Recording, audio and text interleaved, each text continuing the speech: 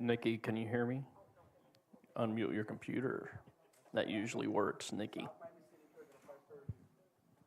Can you hear me now?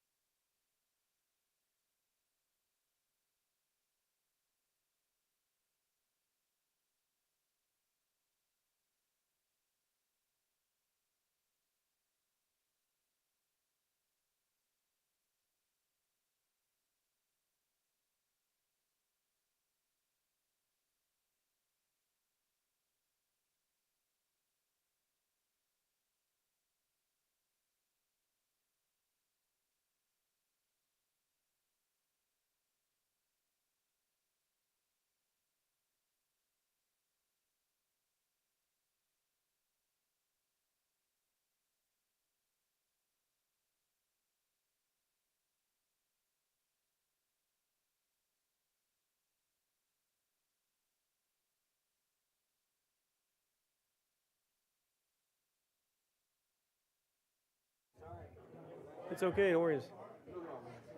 Good evening, everyone. If you can please take your seats, we'd like to get started. And if we could, if we could ask you to please silence or turn off your cell phones, we would greatly appreciate it. Thank you very much.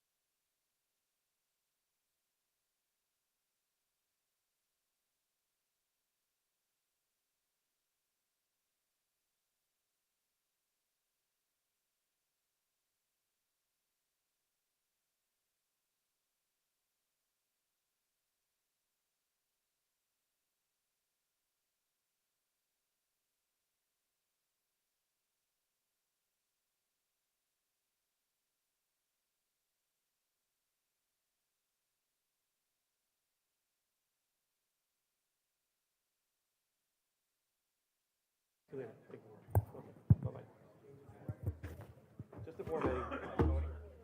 No, it's George. Okay, good evening, everyone. It is now 7:15, and we will call to order this meeting of the South Miami City Commission. Today is Tuesday, June 9th, 2026. Again, please silence or turn off your cell phones. We appreciate it. Madam Clerk, if you could please call the roll. Yes, Mayor Fernandez, Present. Vice Mayor Corey, Present. Commissioner Rodriguez, So, here. Commissioner Bonige. Here. Commissioner Cali. Haye. Here. You have a quorum. Thank you, Madam Clerk. Let's rise for a moment of silence and then followed by the Pledge of Allegiance. Would one of our scouts like to lead the Pledge of Allegiance? Raise your hand. Anybody want to volunteer? Raise your hand. Did you get a public speaking credit? There you go. Come on. Come on up. Come on, both of you. Come on up, guys. Go. Come up to that microphone right there. I'll tell you when to get started, okay? It's green. Okay.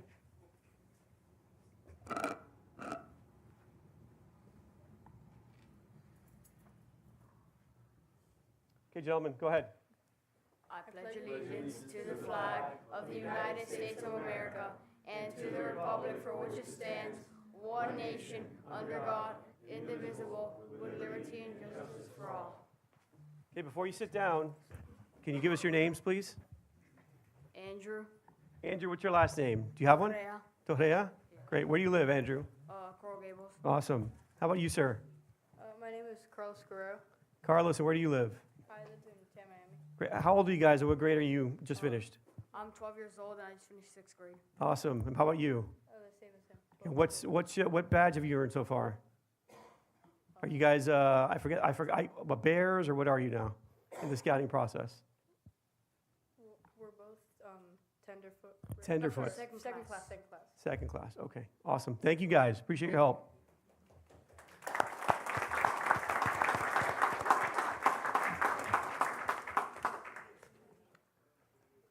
Okay, we're going to move on to public remarks. If you have not registered for public remarks, there is a list available up front. Please come up and register. On the list first is Yoel Valdez, Master Road. Sir, good evening. You're recognized.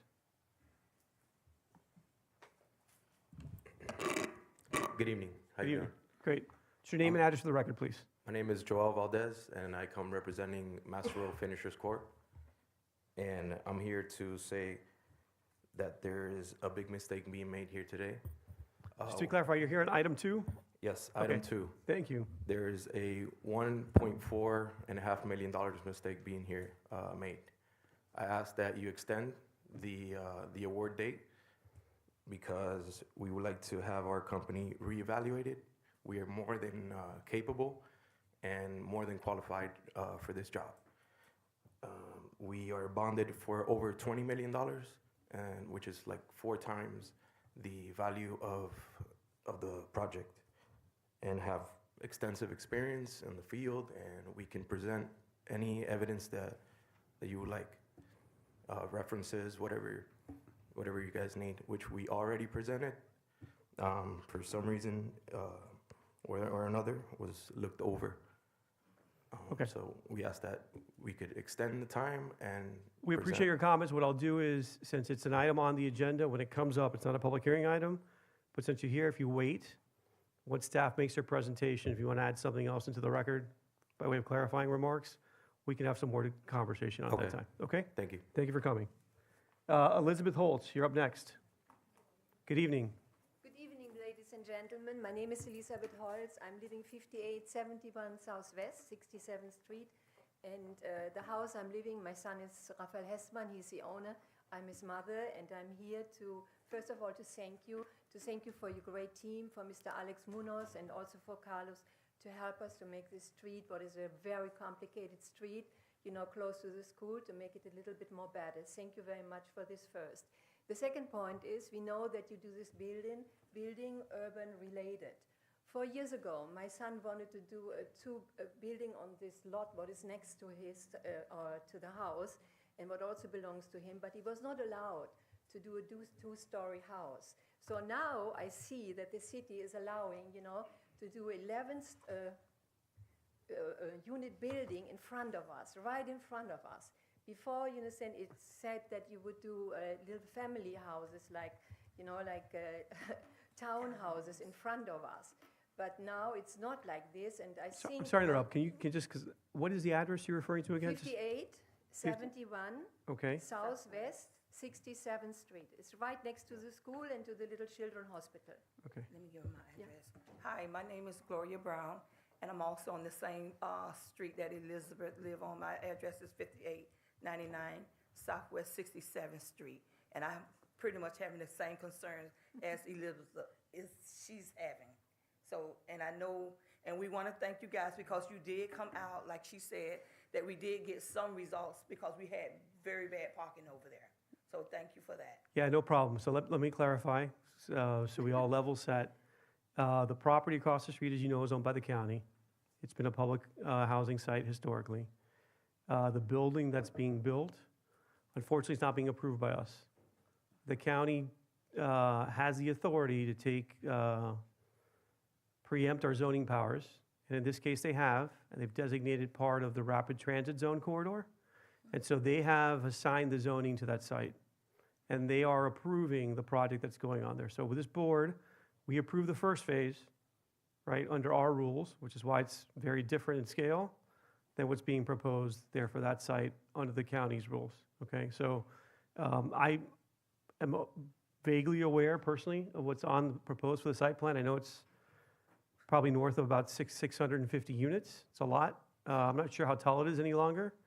Understand the concern, but unfortunately, we are unable to really do anything about it, sadly. So who can do something about it? We'd have to direct you to the county, your county mayor and your county commissioner. Okay, I understand this point, Yeah. very good from your side, but maybe you understand as a city for pleasant living, because this is your slogan, you could do also something, because I live directly next to the school.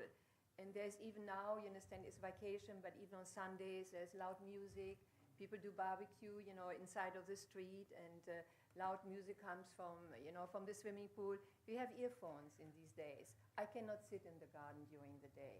Absolutely not, because it's always loud. The music is really, everybody has a different taste, but everything is happening in this little corner. The person, you know, the people, you know, who collecting blood, you know, the guys there, then the other people with the fruits. Now you have the Sobi building on this other side, and there's an unbelievable, beautiful park behind.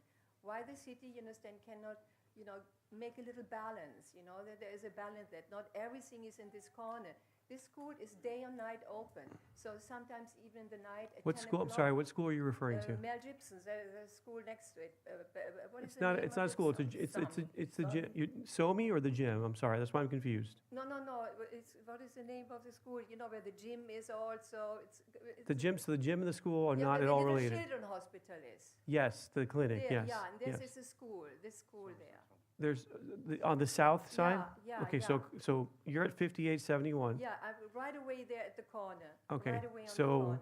the next block down is the school you're referring to? Yeah, it's right away on the other side. Okay, that is SOMI, yes. And I think there could be, you know, when the city would make a little balance, you know, like a little balance, because this building, I see all the people from this building going also to the school, and in one way could be also very dangerous one day. And when this building will be there, you know, with a, you know, like so high, and, you know, public building, you know, whatever, I think, you know, then it gets really, really, you can hardly live there more. I mean, it will be very difficult. So we are really dependent on your help. We are really dependent, you know, that you see it also, you understand, from our side, because when you would live there, you would understand it better, you know, so. No, we understand it, and I will say we have another conflict like this that's being created on 62nd Avenue, and we've decided as a, you know, individually that we want to jump in and work with the development team Sure. to make sure that we don't have the same imbalance on that side. Unfortunately, this one, quite Yes. honestly, my understanding, it's already been approved at the county administratively, so I don't want to make you any promises that we can do anything here really to intervene. And we just want to make sure that when this project is going on, that to know, because it's going to be a mess. We already know that. It's going to be a mess. So on The that point, parking- Mr. Manager, this is not being permitted through our auspices, correct? It's being permitted through the county? So even on the building side, I just want to clarify, it's being reviewed by the county, So all the conflicts around construction staging and construction In and management, where out. we may require a construction management plan, we don't have any purview over that. It's all being handled at the county. So again, we're happy if you want to have staff speak to you and put you in contact with some of the District 7 staff, so you can kind of meet with them, and they can tell you how they're going to manage this process. Okay, yeah, because I know right now, we already having problems with the apartments on the other side with the parking. Sometime I come out, my mailbox are being blocked, my driveway are being blocked. And that we've been working on, because that is something we've been managing. You know, we did create a no parking area on the west side and started to clamp down on the enforcement there and on the northern street, I think where you live. So hopefully that situation has gotten better over the last year or so. But the thing is also, you know, sorry, I don't want to interrupt you, but you have so old, I mean, I was born in Germany, I was educated in Germany, but I'm wondering really, when I travel to Europe, you know, that is city, you know, is, you know, has so old signs there. They're looking like 150 years old, 200 years old, some of them. And of course, people really can't see how long they can park. When they can only park there 4 hours and there's a sign, then they know that they only can park 4 hours. Because we have always to go there, we have to call and this and this and this. And a lot of people, you know, they're parked there all night because they don't go in the building and they don't want to pay the parking there. I understand everything. You're talking about on 67th Avenue, 67th Street? On your Yeah, street. exactly, yes. The Well, Sony we can work with you and Mr. Riverall to kind of set up a resident parking area there and help manage that with, you know, you all getting, you know, Alfredo, decals, thank you for the word. Decals so that we know who lives there, right? And we can enforce the cars that are just I parking think- on the street without authorization. I think we are the only from the streets who are going here and speaking to you, you know, and make us visible to you. It's not easy, you know, because before, you know, this building is very, very, very high. I'm already very happy that the street is now there. I hired, you understand, a person who's going once a week there now with a blower, you know, a very nice person who does this, because the city by itself obviously, you know, cannot do it. But, you know, when I go out of the house and I see, you know, all this mess, I don't like it. Well, your house looks immaculate, so thank you for that. I will tell I you. like it, and Yeah. you know, I like to live pleasant, like you said, you know, South Miami, pleasant living. So really, thank you for listening to us, and please, you know, help us a little bit that we get a little bit balance, you know, about the noise, you know, so to talk to the school maybe, you know, so to have better arrangements. Okay, thank you. Thank So, you very much. okay, maybe Mr. Riverall, you can speak to him about the parking decal program, and we'll get, Is this Carlos? no, Carlos is. Carlos is there, there you go. Carlos did a very good job. There you because go. I did not know him from face. I talked to him on the phone, and he's very polite, and the whole city is great. You have a great team, really. I have to tell you this. This is wonderful that we can talk to you, and thank you again. Thank you for coming. We appreciate it. Okay. Okay, next on the list, Ms. Gloria Brown. Oh, we got you already. I'm sorry, Gloria. Mr. Ward, you're next on the list. I apologize.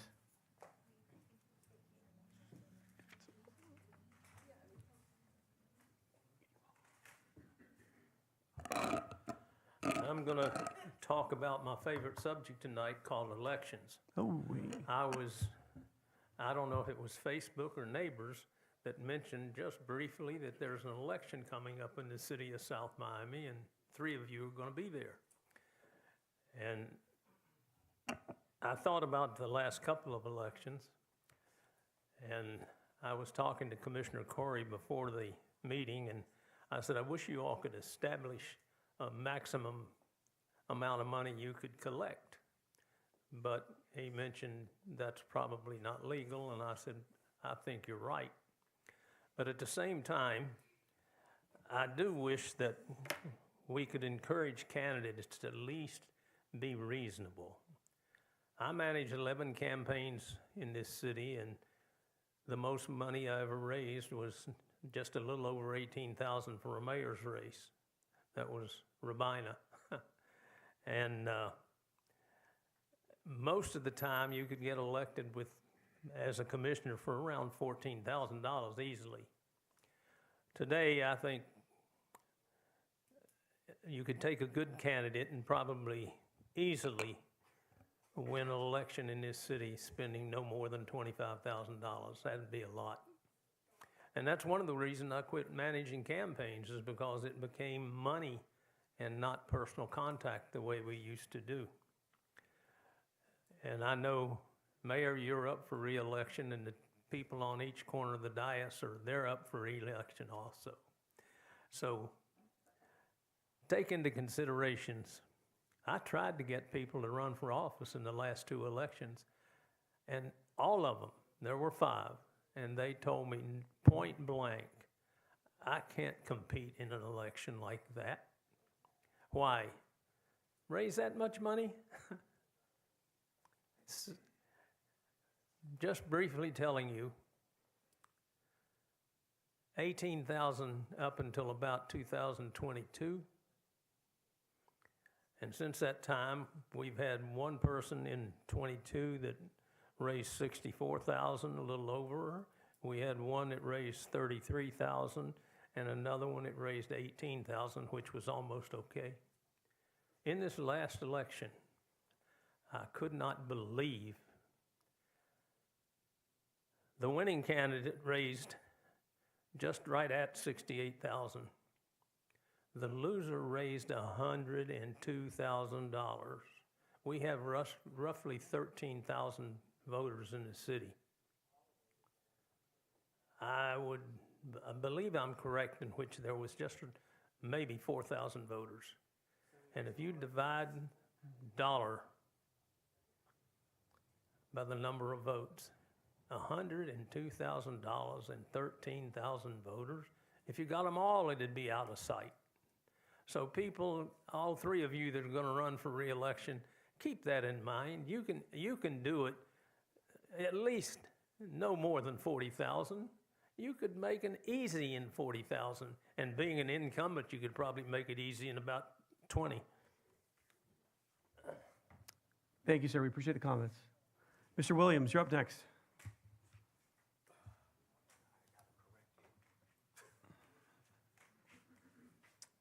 Good evening.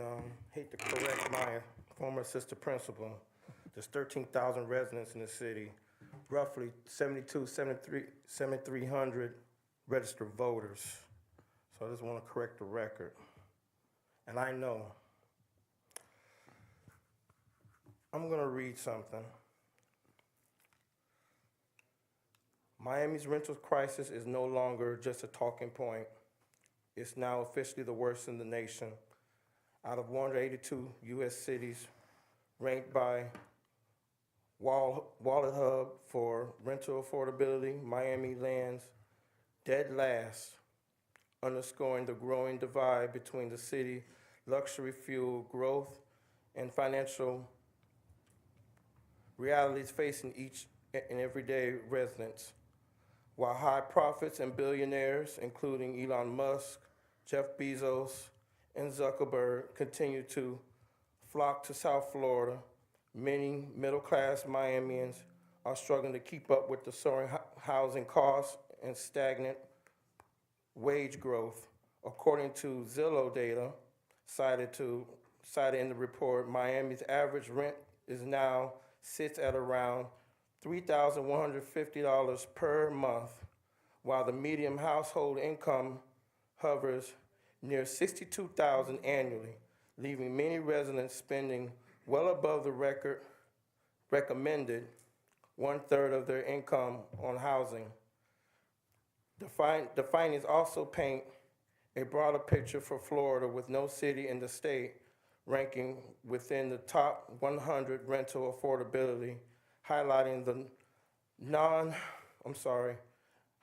the mounting pressure, affordability challenges, and placing on community across South Florida. What are we gonna do? We're building all these apartments here, and the people that I know, middle-class people, are struggling to stay in them. South Miami has a lot going on. But are we going to be the city of pleasant living or the city of expensive living? Thank you, Public Works Director, for talking to me about the CIP projects, I agree with, we should do a full zoning of the city as far as the zones and breaking it down. About the traffic calming and everything, because it's out of control in my neighborhood. I can't speak for all the rest, but it's out of control in my neighborhood. I already told you my horror story. What else I want to talk about? Oh, 64th Street. So after over a month, we haven't heard from the county about the lights.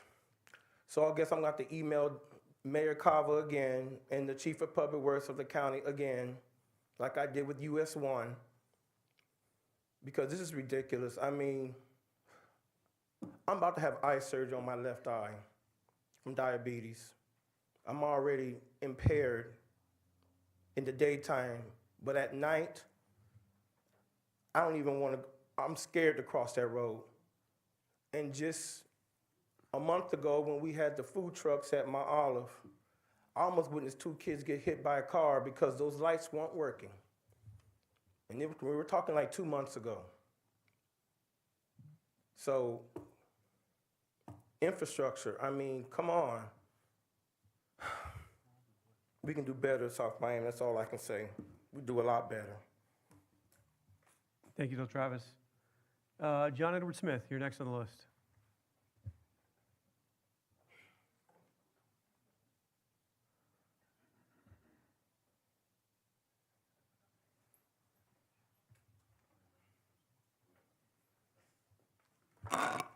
Good evening, Mr. Mayor, Vice Mayor, members of the Commission, City Administration. John Edward Smith, a resident of South Miami for many years. Matter of fact, that's what I want to talk about this evening. Upcoming this week, June 14th, is a very important day for me. Has nothing to do with the UFC or... That's certainly a good thing. It's the day I moved into South Miami 1 year after the Knicks won their last championship. So that was 1974 that I moved into South Miami. And as we look to celebrate our 100th anniversary coming up, delighted to know that half of my life has been spent here in the city of South Miami, and pleased to be part of the history of South Miami and making the contribution that as a child I was always taught, you need to give back, you need to be part of something, you need to make something happen and be part of change. And I'm really delighted that I was able to do that over these years. We've had a lot of changes. I remember when my daughter was born in 1983, in May. That was the year that the Metro Rail came in. And I remember holding her as a baby in our backyard and thinking, you're never going to know what it was like not to hear this noise. And sure enough, I think it's gotten worse over the years, frankly. That's because we never had the budget together to put rubber tires on the Metro Rail to start off with. But anyway, so we're dealing with that as well. But it's been a good 52 years, and I'm pleased to continue to contribute to the city, and thank you. Thank you, sir. We appreciate you. Elizabeth Marin, next on the list. You sure? Okay, no problem. Javier Banos. And Javier, I won't comment on the uniform, I promise. I thought you looked familiar. What's up, man? Sir, how are you? Long time, long see. Long time. Last time I spoke in this commission was 2012, so it's been quite a bit, okay? So I still own my house at 4240 62nd Avenue in South Miami. I am a transfer to the Gables. I am the charter organization representative for Troop 16, who are all here, Boy Scouts in Santa Teresa, Boy Scouts in Little Flower. But why are you all here this evening? Oh, well, I'll get to that, Mayor, in a minute, okay? Always, you're ahead of me, sir. But, you know, before you guys were all elected, I sat on one of those chairs, and I'm happy to see that Mr. Moore is here, Mr. Williams still here, John Edward Smith is still here. Where are you? And the only one I miss is Sharon McCain, but so I don't know about you guys. No, so, I think we're good, but thank you for mentioning her. so anyway, but it's nice to see that we still have the same comments. But at any rate, just a few remarks. Good evening, Mayor, Commissioner, city staff, Scout leaders, parents, and members of the public. My name is Javier Baños. I am here today with Scout Troop 16. I want to thank the City of South Miami for welcoming our Scouts and giving them the opportunity to observe local government in action. Today's visit is part of their work together. They merit badges involving citizenship in the community, communications, public speaking, and learning about government and civic participation. But more importantly, it's an opportunity for them to see the government is not something far away in Washington, D.C. or Tallahassee. Government begins right here in City Hall, Commission chambers, neighborhoods, parks, streets, schools, and everyday actions that affect on family and residents. For our Scouts, being here is a lesson in citizenship. The learning the public service requires listening, preparation, patience, respect, and a willingness to hear different points of view. You're also learning that participating in government is not just a right, but a responsibility. Whether they are speaking at a meeting, volunteering in the community, helping a neighbor, or simply paying attention to the issues that affect the city, they're already beginning to understand what it means to be active citizen. Scouting teaches leadership, service, duty to country, and a duty to others. Those values are closely connected to what's happening in this room. Local government gives you young people a chance for leadership in practice, not a little, but a service to the community. On behalf of Troop 16, thank you for allowing our Scouts to attend, observe, and learn. We hope today encourages them to stay involved, ask questions, speak respectfully, and understand that their voices matter in shaping the future of their community. Thank you. Thank you, Mr. Baños. And to you and the other fathers and mothers who volunteer, thank you for your service as a volunteer to Scouting. Thank you very much. Okay. Boys, Yes, you're if you would recognized. like to speak in any way, shape, or form, okay, and you wanted to give your speeches, you're welcome to do so. Okay. It's public remarks, so it's open. You get 3 minutes. You can come talk about anything you want. We got to listen to you. Sir, come on up. You got to come to the microphone. You might as well take advantage and get a public speaking badge while you're here. Is there a water fountain? Okay, so just in case, there's a bathroom out the door to the left, okay? Can't miss it. If you want a water bottle, we've got one right behind the clerk here. So if you're nice, they'll get you one, okay? Don't get any water bottles. No, there you go. Anybody else want to speak? Who's brave enough to come up and say something? Mr. Leon, you're recognized. Floor is yours. Let's go, sir. Mr. Leon, should I get our officer in the back to come and escort you up to the microphone? No? No takers? I promise, we don't bite up here. Actually, you know what? Let's sweeten the pot, literally. Do we still have cookies left over? They are? Okay. Anybody who comes up and speaks, there are chocolate chip cookies in the room. You can walk away with, no. Mr. Bass, you get paid to speak. No, don't double dip, okay? If you're a Boy Scout and you want to come up and speak, look, Ms. Marin's taking us up on the offer. Thank Good you, evening. Mr. Mayor. Thank you, staff. Yeah. The question that I had before Yeah. is one that's not strictly related to South Miami. I live on that little strip of 42nd Terrace, where part of my street is South Miami, and the other part is unincorporated Dade County. Yep. I understand that South Miami is doing a project to have a septic to sewer conversion. And I understand there's probably going to be part of some comments on that later in the meeting. What I wanted to know is, what are the chances of getting involved in that? Because it would be really nice to be on the City of Pleasant Living's sewer system as opposed to being the septic person across the street. That was my question. Great. So the basin that you're talking about is not part of the project that we may award this evening. It's our priority basin at the southern end of the city near Dante Fasol Park. So we've been working on a series of priority basins. That basin and one near Twin Lakes are our top two priority basins. And so those will probably go first. At some point in our master plan, resources permitting, we'll hopefully get to the rest of the city. Okay? Thank you very much, Mayor. I'll waive my right to the cookie. Thank you. Thank you. Okay, boys, chocolate chip cookies on the line. Who wants to come up and speak? You get your merit badge and a cookie. Okay, we're going to give it going once. I'm eating the cookies. Yeah, going twice. Not one? Wow. Okay, well then, we're going to go ahead and close public remarks unless, Madam Clerk, is there someone online? Anyone on Zoom, please raise your virtual hand if you'd like to speak during public remarks. Okay. Commissioner Kaya, you wanted to say something in public remarks?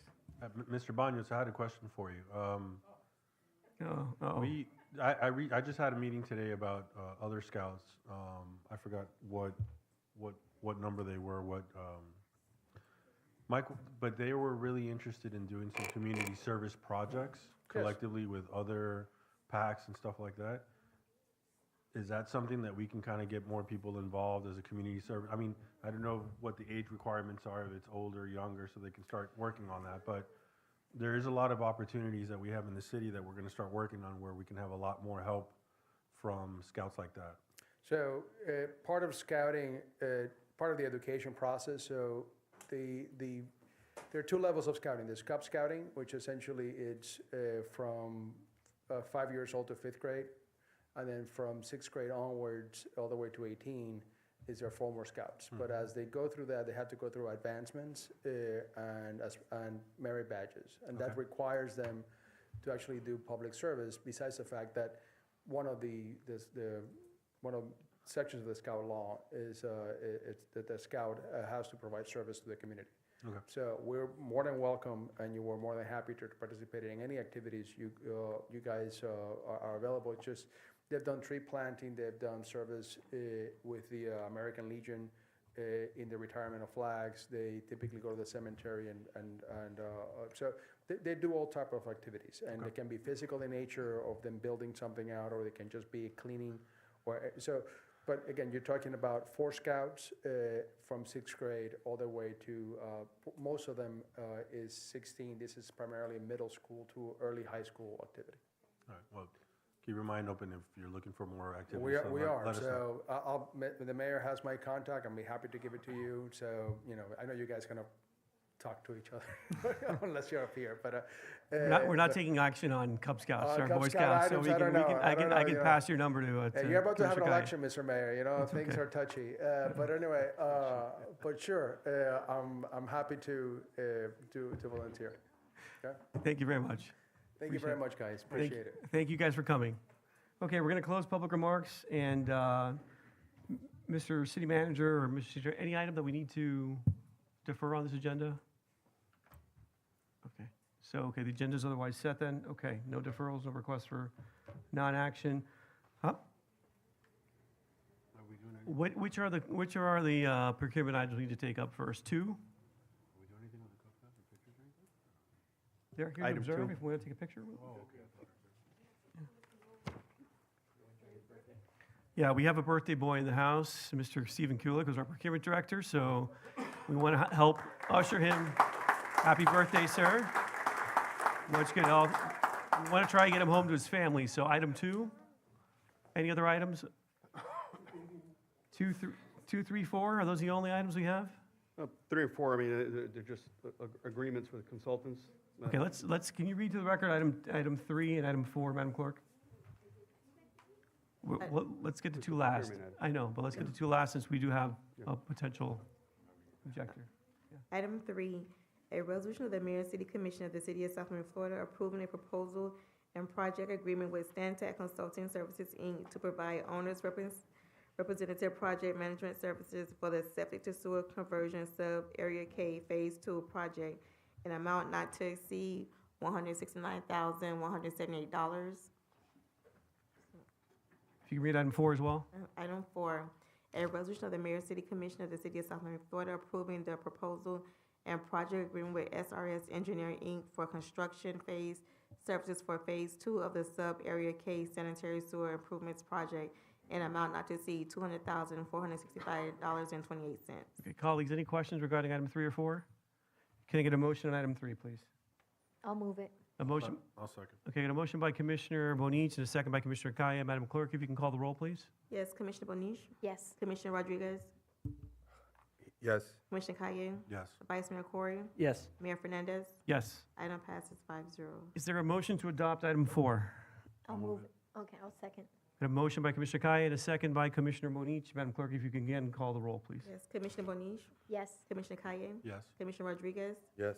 Vice Mayor Corey, Yes. Mayor Fernandez. Yes. Item passes 5-0. Okay, so let's take the harder one up now, which is item 2. If you could read that into the record, please. Yes, item 2, a resolution of the Mayor City Commission of the City of South Miami, Florida, selecting and awarding construction contract to Pavon Engineering, Inc. for the Phase 2 Septic to Sewer Improvements Project in amount not to exceed $6,670,067 pursuant to invitation to bid number PW 2026-03. Thank you. Mr. Attorney, before we start, since I know that Mr. Valdez was here on behalf of, I guess, Master Road, is there anything from a procedural perspective or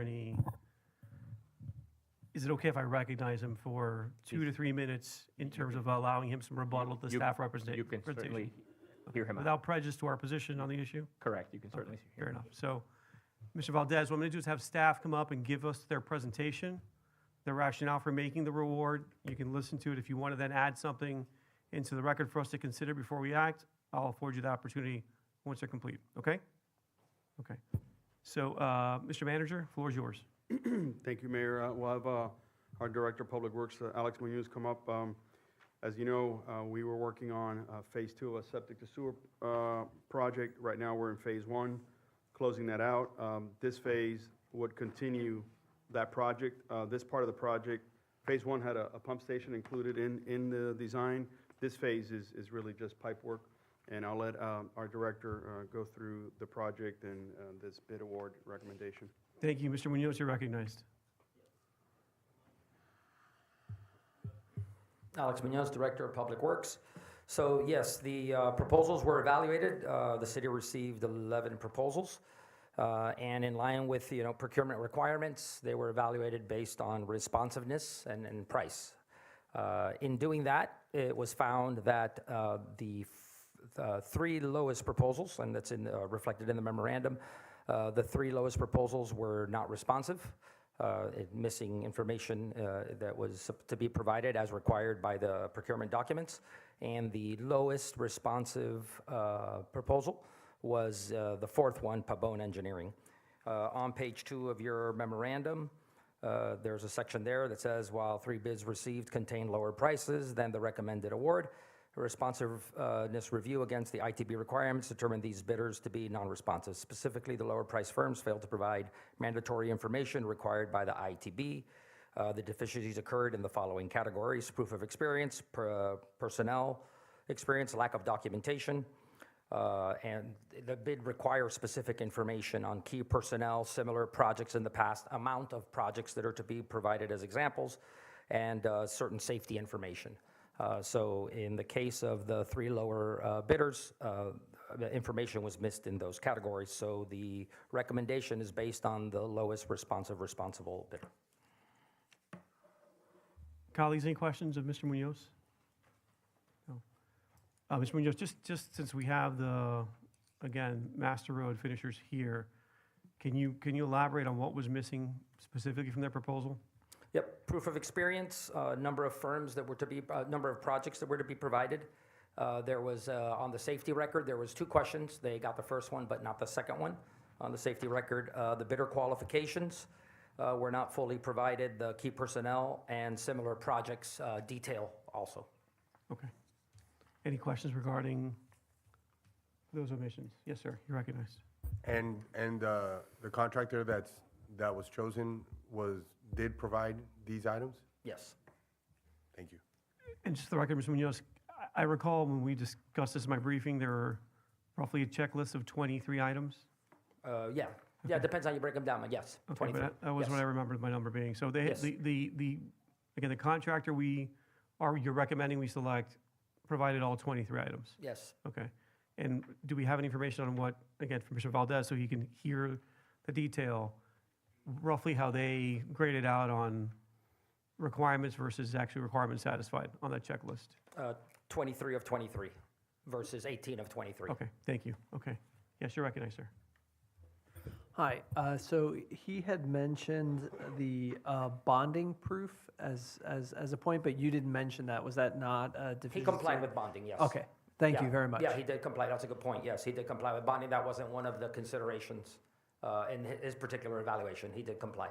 Thank you. Yeah. Further questions? Okay. Mr. Munoz, we'll pause there. If we have any follow-up questions, we'll recognize you again. Mr. Valdez, if you want to come up now, I'll give you a couple minutes.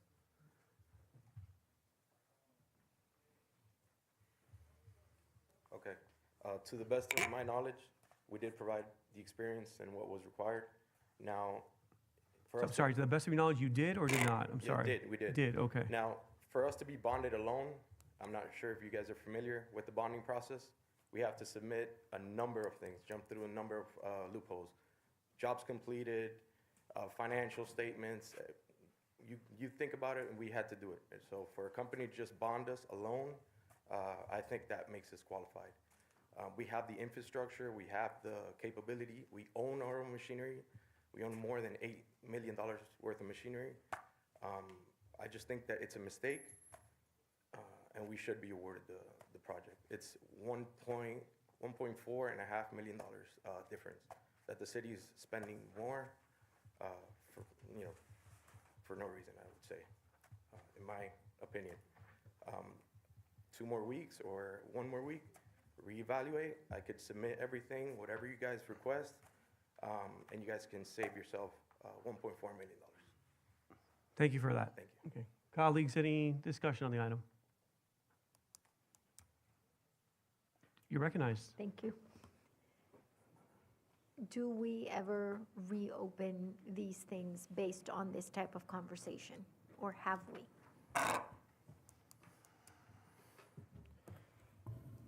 So So there's let two. me ask this question, if I Yeah. may, just to build on Yeah. maybe your thought. Is there an opportunity to cure on the part of the bidder if there's missing information?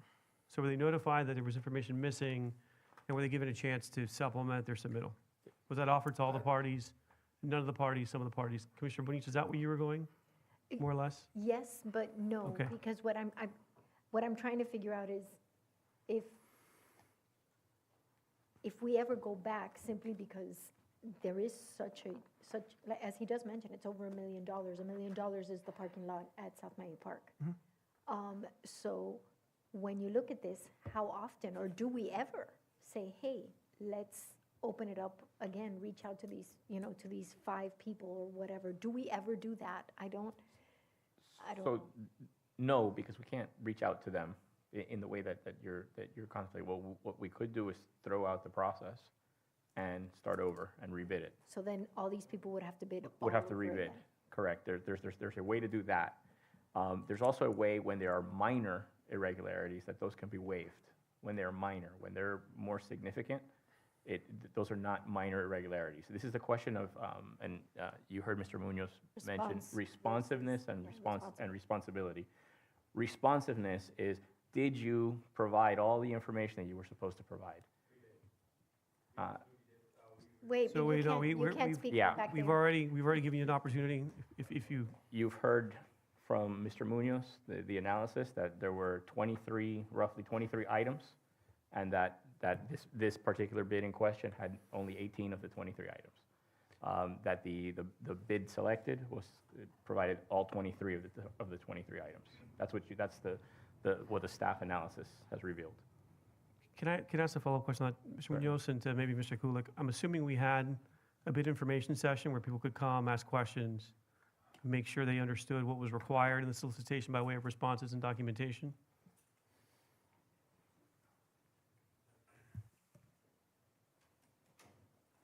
Sorry to make you work on your birthday, Steve.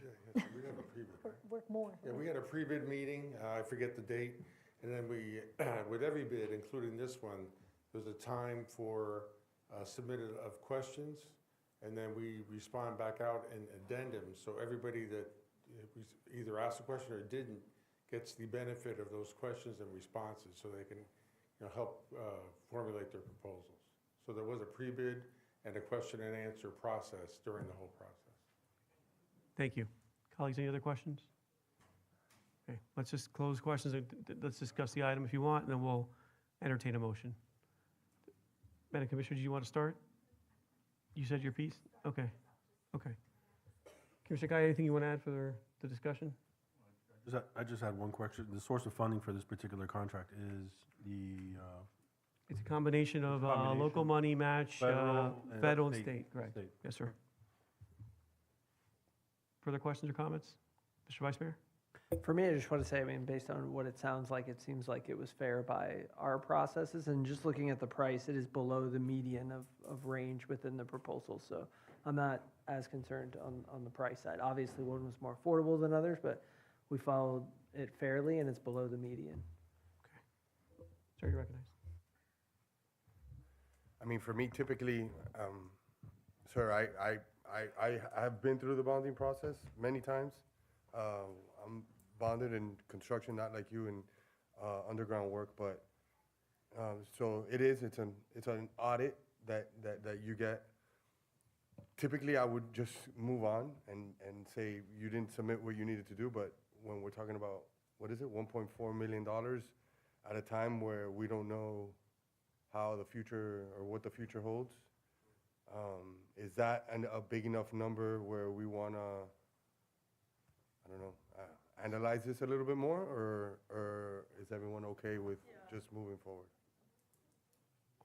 Sorry, we're closed with any public comment on this, so. It's just a number for me, is Yeah, really the only deciding factor at this point. I understand the reservation on the Delta. I will tell you this, the last experience we had, we went with the low bid, and again, that firm was bonded. To me, the bonding is obviously a minimum requirement. Part of the process, given the nature of this work, which is very much in your face, literally in the trenches with neighbors whose lives you're disrupting, is about making sure that you've got excellent communication. And I think that communication process starts with putting together a bid document that's fully responsive. To me, it's an indication of how much the person really took the time, energy, and effort to understand what we're trying to accomplish, to meet our goals and our objectives. I'm going to guess, without putting words in Mr. Munoz's mouth, that was part of the reason why they were so exacting in their analysis to break it down to that level of detail. Because I will tell you, the last firm we worked with, not disparaging the quality of their work, but the communication was abysmal. And the coordination was abysmal, as someone who lived that experience right on the street. So I would tell you, we probably went the route of trying to save every dollar the last time. I don't know that it necessarily saved us the money, because you all know that we've had to spend a lot of money on third-party consultants to manage the contractor, given their performance. And so I just, sometimes we can be penny wise and pound foolish with these choices. Having had a long conversation with Mr. Munoz about it, I'm very comfortable with how they scrutinized this bid and the level of detail they went through. And I think it's a recommendation founded on, based on really that recent experience, where certainly dollars matter, but it should not be the only measure of someone's responsiveness. And again, I'm not trying to cast any aspersions on anybody in their ability to communicate or manage the job. That bid and maybe did not provide all the documentation, but to me, it certainly is. I mean, sir, the floor is closed. I mean, I didn't have to recognize you at all. We did as a courtesy. I'm not going to have a back and forth on it. If you want to file a protest, I don't know if you still have the ability to do that or not. It's your prerogative. But, I'm sure you've got information about that in the packet as well. I'm just speaking from my personal experience, having lived this project. It's going to be in my neighborhood again. It's not an easy thing to manage, even though a lot of the work here is not as complicated as the first phase. But I think, for my money, having someone that we know has kind of gone through the process, demonstrated their ability to kind of understand the documents, understand what we're looking for, deliver all that, to me, speaks volumes of the kind of contractor we're possibly going to engage. My 2 cents. Any closing comments? Yes, sir, Mr. Yeah, Manager. Mayor, and obviously, these processes are difficult because, you know, they're difficult from the standpoint of making sure you have a qualified bidder, but there's a state statute also dictates a little bit of what this process is. And as an ITB, there's a legal standard to be met, which is responsive and responsible bidder. And so what I caution us is that there may be somebody who has met those requirements. They may not be cheapest, and therefore they'll have a claim, you know, if somehow those things are summarily dismissed, right? And that's just the nature of an ITB and state statute. It's just not only, you know, our own code. So yes, would I rather do something cheaper? Of course, but I just want to bring that standard into this conversation. Mr. Manager, you bring up a good point, and beyond the standard, I think we also need to think about when we put out a notice, an invitation to bid. If we don't live by the terms, we're reducing the amount of predictability, and it's going to reduce the amount of, I mean, we had 11 responses here in contrast to the last one. I think that also speaks volumes about the level of predictability people see when they want to contract with us. If we walk away from a solicitation and a process that we designed, right, we send a message to the market that could undermine our ability to get better pricing on future projects. I just want to make that closing remark as well.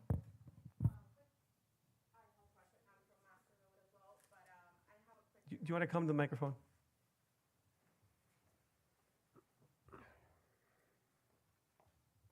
If you give me your name and address for the record, please. Thank you. My name is Lilianis Delgado. I'm with Master Road as well. So I did write an email early today on how to protest this ongoing situation, and that I did get an email from the city saying that you guys don't have a proper way to protest. So I would consider something in regards to that. There should be a way to protest this. There is. I got an email saying there isn't, that I should go through the proper legal. If I may address? You may, please. Thank you. There is a legal protest procedure. Mhm. You are welcome to avail yourself of that. We do not have a separate protest procedure. That's Got the it. email that you got today. Got it. So we don't have an administrative process. Correct. There is a legal process. So again, you are within your rights to do whatever you feel is appropriate. Again, No, of course. we hopefully there'll be another opportunity for us to contract. This is not a one-off project for us, hopefully. Most We'll see what happens with November and our ability to do more projects. But again, I wanted to expand on the record a little bit so you understand why we're making the choice that we're making. It's not just about every dollar. Understood. Okay. Thank you. Thank you. Further questions, comments? No? Is there a motion? I'll move it. Second. Okay, motion by Commissioner Kaya, second by Vice Mayor Corey. Madam Clerk, if you can call the roll on item 2, please. Yes, Commissioner Caillou? Yes. Commissioner Rodriguez? Yes. Commissioner Moniz? No. Vice Mayor Corey? Yes. Mayor Fernandez? Yes. Item passes 4-1. Thank you. Steve, happy birthday. Get on home. You got consent too? With Yeah. one? Let's move to consent item 1, please. Item 1, a resolution of the Mayor and City Commission of the City of South Miami, Florida, selecting and awarding a contract for construction to HG Construction Development and Investment, Inc. for the South Miami Park Parking Lot Improvements Project in amount not to exceed $1,107,029, including contingency pursuant to an invitation to bid number PR 2026-05. Thank you, Madam Clerk. Colleagues, is there any questions regarding CA1? You have a question? Go ahead, ma'am. Can we please clarify where the funds for this are coming from? Mr. Manager? These are part of our CIP, general fund. In our current, we have about $1.2 million. Obviously, it's a little bit short of that. Thank you. Further questions? Okay. Mr. Rodriguez? No, I'm ready to move it. Move it then, if you'd like. Move the motion. Is there a second? Second. A motion by Commissioner Rodriguez, a second by Commissioner Corey. Madam Clerk, if you can call the roll, please. Yes, Commissioner Rodriguez? Yes. Commissioner Caillou? Yes. Commissioner Moniz? Yes. Vice Mayor Corey? Yes. Mayor Fernandez? Yes. Item passes 5-0. Thank you. Okay, let's take up the presentations quickly. Mr. Riverall? Oh, he was, he stepped out? Okay, let's take up another item while we're waiting then. Can we No, take Mr. up? Mayor, oh, Carlos Marenco Oh, from Carlos is here. LAS. We'll introduce our two companies that will be presenting. Sorry, Carlos. Good evening. Good to see you. Good evening, Mayor, Commissioner, City Manager, Deputy City Manager, and City Attorney. Carlos Marenco, Parking Manager. So first, we're gonna do the presentation. We have Sean Grimes, Up City, in partnership with Pay by Phone. And Japa, just another parking app, will be presenting after virtually. Thank you. And just by way of context, I've been talking with Mr. Riverall about trying to enhance people's ability to kind of find parking in the district. I became aware of one of these vendors and forwarded along the information. He then shared with me the fact that now Pay by Phone, which my recollection when I lived in DC used to have the ability to find parking on their platform, is now partnered with UpCity. So the idea was to have a conversation as we kind of started our budgeting process about whether or not we want to look at integrating some of this technology to manage our on-street parking inventory and our off-street parking inventory, in particular, and kind of reduce the friction for people coming into South Miami to, shop, eat, or dine, shop or dine in particularly. When I know we hear a lot of complaints about the scarcity of parking. Often that's not true, but people just don't know where available parking is located. And hopefully this will enhance their experience with either or both of these technology options or others. That's a good idea. Yeah, they basically, let's go through the presentation. You'll have they'll tell you how it works, but basically through these apps, you'll see that they will help you, direct you to available parking inventory in the city. Yeah.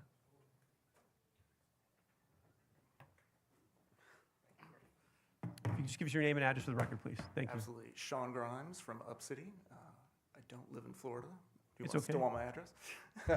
We'll let it go. Thank you. 2971 California. Thank you. Thank you to the mayor, vice mayor, and the members of the commission for giving us this opportunity to demonstrate our technology. So, as you perfectly teed up, Mayor, we hear this about 3 to 4 times every single day, probably. Common perception is there is no parking in my city. And we've heard that loud and clearly working with members of your city as well, that the perception often is that there's no parking on street or off street. And we do have proposed solutions for this. As you mentioned, we have a strategic partnership with Pay by Phone, and this allows us to capitalize on existing infrastructure, but also, as you said, offer ways for people to find parking for constituents, tourists in the area, anyone with the Pay by Phone app. This is our technology. It is a sensor, not a camera. It senses both people and vehicles, but without identifying their faces nor their license plates. And yet we're still able to show people where parking is. We can also scale for other use cases like pedestrian counting for economic development. And we have a noise sensor as well here, which does not record anything, but can be set to a decibel level and give the city real-time alerts as well. So some advantages to our technology, because it's a sensor, not a camera, it's low cost. We're gonna get into that. We know that South Miami has very big plans here, for smart plans for development, so we can scale with you.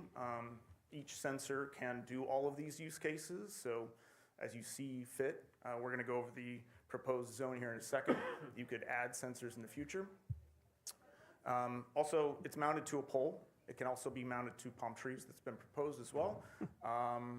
And so if you have any roadworks, the sensor's not affected, which is helpful.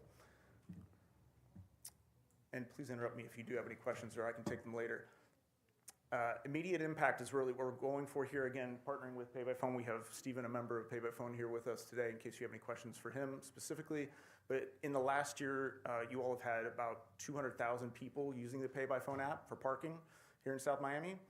About 40,000 people every month use it, more than once. So good user adoption already. So immediate impact there. And typically when we partner together at cities, this is for, it can be, these are generic statistics that don't necessarily correlate to every single city, but usually we see parking turnover improve, which small businesses of all size love, right? You have a person coming to do their business, but then they do their business and free up a spot for an additional customer to do their business. Congestion goes down, you have less people circling, and you have people finding parking generally about 5 minutes faster than they would without an app. We have 3 specific parking use cases in here. So people get to find a parking spot. The city gets its own pipeline for data for vehicles and people. And again, the data is yours. You will have this data to do with it as you will, put it in city dashboards, et cetera. And also, we do have an app for guided enforcement. So an enforcement officer can sit there with their own iOS or Android app, see a double parking incident, issue a ticket. They can see somebody overstaying a particular stay in a parking spot, give them a ticket, but an officer has to do that. Here's our pricing for the first year. We're having a promotion with Pay by Phone to offset costs. Essentially, we co-lease these sensors, and the reason why we do that is we want to make sure that we're standing behind our equipment for the duration of the contract. So hurricane happens, something, we replace this on our dime, or if somebody takes a skateboard to this, we replace this on our dime. So there's a lot of incidents, in the middle of hurricane and skateboard that we absolutely want to make sure our equipment stays, in service. So that is no cost to the city for the first year. We do generally ask that cities pay for the installation, and generally that's a good thing because cities typically like to use their own folks to install these things for various reasons. Obviously, we guide people, train people, all of that's included in our services. And here's the pricing for the future. So I forgot to point out one of the most important parts. See, I told you I'd have a problem with back, John.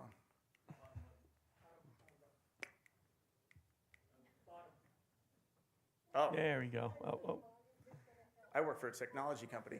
That guarantee statement. So if for any reason the city wants to cancel our service within the first year for convenience, you can do so. No charge. That's how confident we are in this technology and the solution. Should you want to renew starting year 2, that's our pricing right there with some discounts for multi-year contracting. Since, again, we work with cities big and small all over the country, and we know cost containment's a big issue. So there's our pricing. As I said, I've got a couple colleagues.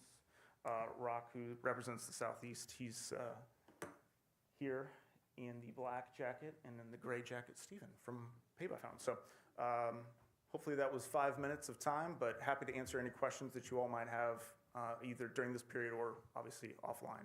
Thank you. Quick questions, colleagues. Let's go left to right. Ladies first. Thank you. So literally, I'll be able to pop open Pay by Phone if this existed here and click find a spot, and it would send me to wherever the spot was. Yes, correct. So typically the way we deploy this is rather than showing an available spot, we show an available block, and that's a good thing because what if somebody takes that one free spot? We have logic that actually will take them to, like for example, I had lunch at Cubana today. Casa Cuba, yeah. Yeah. Let's say one half of the block is full, the other half has 5 open spots. Well, we'll guide them there. But what if that whole street is completely taken? We'll take them to the next available block. Okay. Yes. But Thanks. hopefully that answered your question. Mm-hmm. The other key thing here, it goes to my second slide, is let's say that whole block is completely full. The garage always shows on the wayfinding app. So again, if people think, oh, well, the garage must be full, well, we have a sensor on the front showing it's actually not. And we have on good authority that parking garage is, which is usually the case with cities, underutilized, right? So people on the wayfinding app will see, why would I park right in front of the restaurant or keep circling to try to park right in the front of the restaurant when the garage is right there? Any other questions? Mr. Vice Mayor. Thank you. I just had 2 questions. One, do you happen to know, just off the top of your head, what percentage of people end up using this through the Pay by Phone app, using the actual wayfinding and maps? Yes, great question. So it's a user adoption curve. So we're partnered with Pay by Phone in the city of Paris, and usually user adoption, it starts slowly if they're new to the app, but what we're really confident about here is that the majority of people parking in South Miami are already using the app. So we're actually quite hopeful that we're going to get a very fast adoption rate, given that they're going to open the app and go, wait a second, I can actually see this, not to mention any broad marketing campaigns that we can do. So I could give you statistics for Paris specifically. Actually, I'd like to get those right, so let me send those to you offline with our team. But in conversations, obviously, between our two companies, we're actually quite hopeful that it will be much faster, given that that was a new feature to most in that location versus here in South Miami.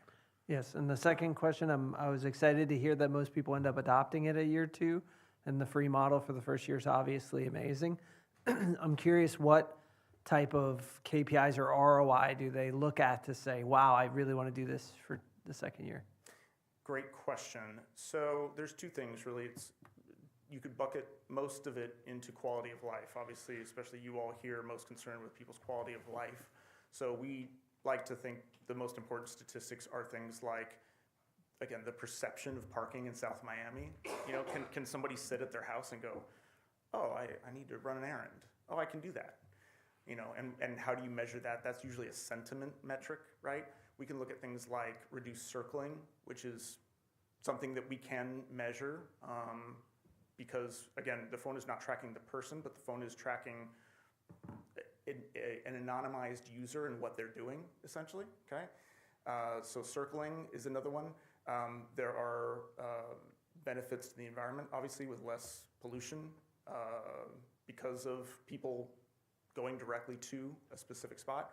And then, of course, there are, outside of the quality of life benefits, the financial ones, right? And actually, Stephen from Pay by Phone here can diagram in great detail all of the transaction data since you all first partnered with Pay by Phone back in 2011 that shows parking transactions and what that revenue flow is like. And obviously, that revenue helps support a lot of great things here in the city.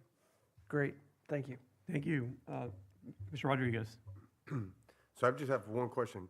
So in our city, we have Pay by Phone, but we also have Park Mobile. So our residents or patrons have more than one option when it comes to paying for parking. Is this strictly just to Pay by Phone, or are you on the other apps as well? Right now, no offense to Pay by Phone, but no worries. Again, this is a system that is your data, and you all are our customer. So, should we need to integrate with other adjacent technologies, we have done that. But yes, our initial offering is obviously, especially given that the high adoption rate of Pay by Phone here. Pay by Phone is already built, essentially. Yeah, I guess it's used the most, or I don't know if you can. But either way, so for those who use the other applications, they necessarily don't have this technology, basically. This specific wayfinding feature, yes. But again, UpCity's policy, we are an open data platform, essentially, meaning we have open APIs, if you're familiar with those, basically, that are able to communicate with various vendors. Okay. And I do want to give, I don't know if, Stephen, you want to comment on anything else? No. Mr. Kaya, you're recognized. Well, thank you for the presentation, much appreciated. What is a typical installation for the hardware on the sensors? How do you install that? In terms of time or money or how? both? Or physically. Oh, physically, how? Physically. Yes, yeah, you're welcome to see this, or I can pass it up there, but normally there's a bracket on the back. I didn't put a specific bracket just because it can vary depending on what type of... So you just put it on a post? Yeah, exactly. Usually it's and on a it goes all the post. way across, Usually. censoring all the parking? Exactly. Usually about this, 12 to 15 feet is an ideal perch in order to catch the multiple use cases. So you can catch pedestrian counting, you can catch parking, things like that. And what's the distance between sensors on a long road, for example? How often do you want to have them? Like any 5, 10 spots? Yeah, it's usually capturing, in terms of parking, about 4 to 6 spots. 150 feet is generally the sensing. It's a very wide angle sensor. Again, not a camera, but a sensor in terms of what it's able to pick up. But that's something that our engineers, look at very closely. In fact, one of our engineers has already done a sizing plan that has been sent to the city that looked at, my presentations down. You'll see it on slide, I think 4. Thank you. Thanks, John. It's kind of hard to see here, but there is the sizing plan. So those are the sensor locations in blue. Correct. These The are the 82 proposed that you're ones. proposing. These Yeah. are the ones that are the 82 that we are proposing, correct, yes. And you said that the current usage model that you guys, what cities are you guys working with right now? So currently in the US, we have deployed already in Columbus, Ohio, Dublin, Ohio, and Omaha, Nebraska. They were deployed mid last year and not with this wayfinding solution specifically to do parking availability, but their parking is free, not wayfinding. The city just wants to know supply and demand, and they're also doing bicycle counting. Our sensor can determine the difference between, say, a bicycle and even a motorcycle, so they were counting bicycles for bike lane improvements there. And then we are co-deployed for the wayfinding solution in Paris, France. And the way you deploy it in these specific cities is just an API you attach to their platform, and it's only specific in those areas? Great question. We have a generic API that any tech company could integrate with that they would like to, but we have a specific integration with Pay by Phone that, yes, like is Specific in the case of location, Paris city. is specific, yes. So if you were to go to Paris right now, download the Pay by Phone app, yes, you would pull up the Pay by Phone app that then uses UpCity sensors to ingest that data. And maybe after this, maybe you can send us through somehow a demo of how the GUI actually works through the platform, how easy it is to find, and then obviously, you know, if we do decide to move forward with this, the ability to market this is going to be pretty big. I'm not really sure on the ROI yet, and I really kind of want to study that, but I would want to understand the go-to-market strategy and how do we get more people adapting to this. And just wanted to see what it looks like and how we can adapt it. I appreciate it. We would love that too. I mean, with all due respect to technology, it's 2026 and I'm shocked that this isn't more deployed in most places in the world, and yet that is the case, unfortunately. Thank you. Sean, thank you for the presentation. Mayor. I swear I must have had a past life because I remember experiencing this in DC when I'm parking at the National Mall. I'm not sure if it's ever been pioneered elsewhere on another platform. Yes, sir. I'm sorry, Mayor. I just, is there any capture of, false positives or sort of any errors in the system that the system is able to later on capture? Sure, great question. So we always start by saying there is no system that is completely 100% accurate. Anyone who tells you that that's the case is not telling the truth. But we're dealing with relatively simple use cases, right, of counting people and assessing both real-time availability, in this case of a parking spot because of a vehicle being there. So our false positives are more about what if somebody puts a big storage container in a parking spot? It's probably gonna show occupied, even though we do have, so for the purpose of this audience, essentially what it's doing is it's a lot of object recognition, right? Is this a person? Is this not a person? Is it a car? What size car? In fact, you would see in the wayfinding app in Paris, you can actually put in your own car size, so a smart car might be able to fit in a small spot. Although South Miami, from what I've seen, very well delineated spots. But somebody with a giant truck with a trailer, they can put that in and find a larger spot. If the system is configured that way. But yeah, in terms of false positives, you are going to find the odd something's blocking a parking spot, and on our app it's going to say it's blocked. Our solve for that is we do have a lot of analytics which show, wait a second, that parking spot has been occupied for a long, long time. Something must be wrong there. And that's also what's helpful about the real-time app for enforcement or anybody with the city. It's not a public-facing app. It's for you all in the city to see, wait a second, there's a storage unit in that parking spot. Things like that. We also comment, if somebody wore like a giant thing of, like a giant Halloween costume or something that extended from their body, the system might not count that person, right? Because they'd be like, what is that? But you'd lose a count of a person when you're trying to generate economic development down your downtown. You're not recording a person who's obviously dressed in a Halloween costume who can obviously be identified. Does that answer your question? Yeah, thank you. Thank you. no problem, sir.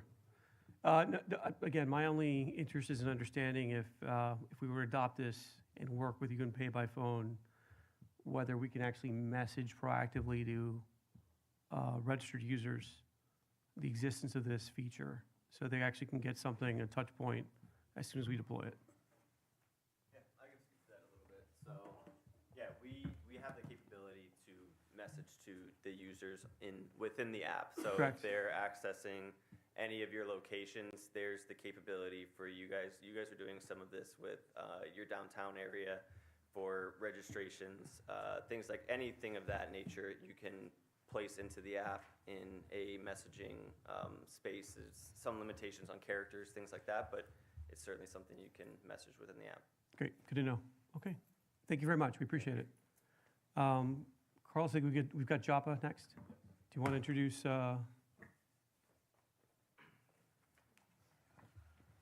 So from just another parking app, Joppa, we have Matthew Magno.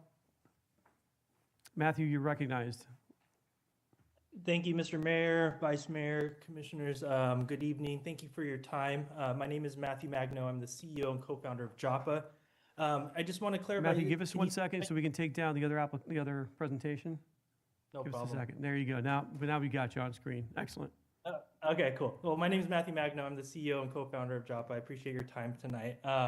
Just before we start, Joppa is an acronym for just a parking app. But we're a lot more than that.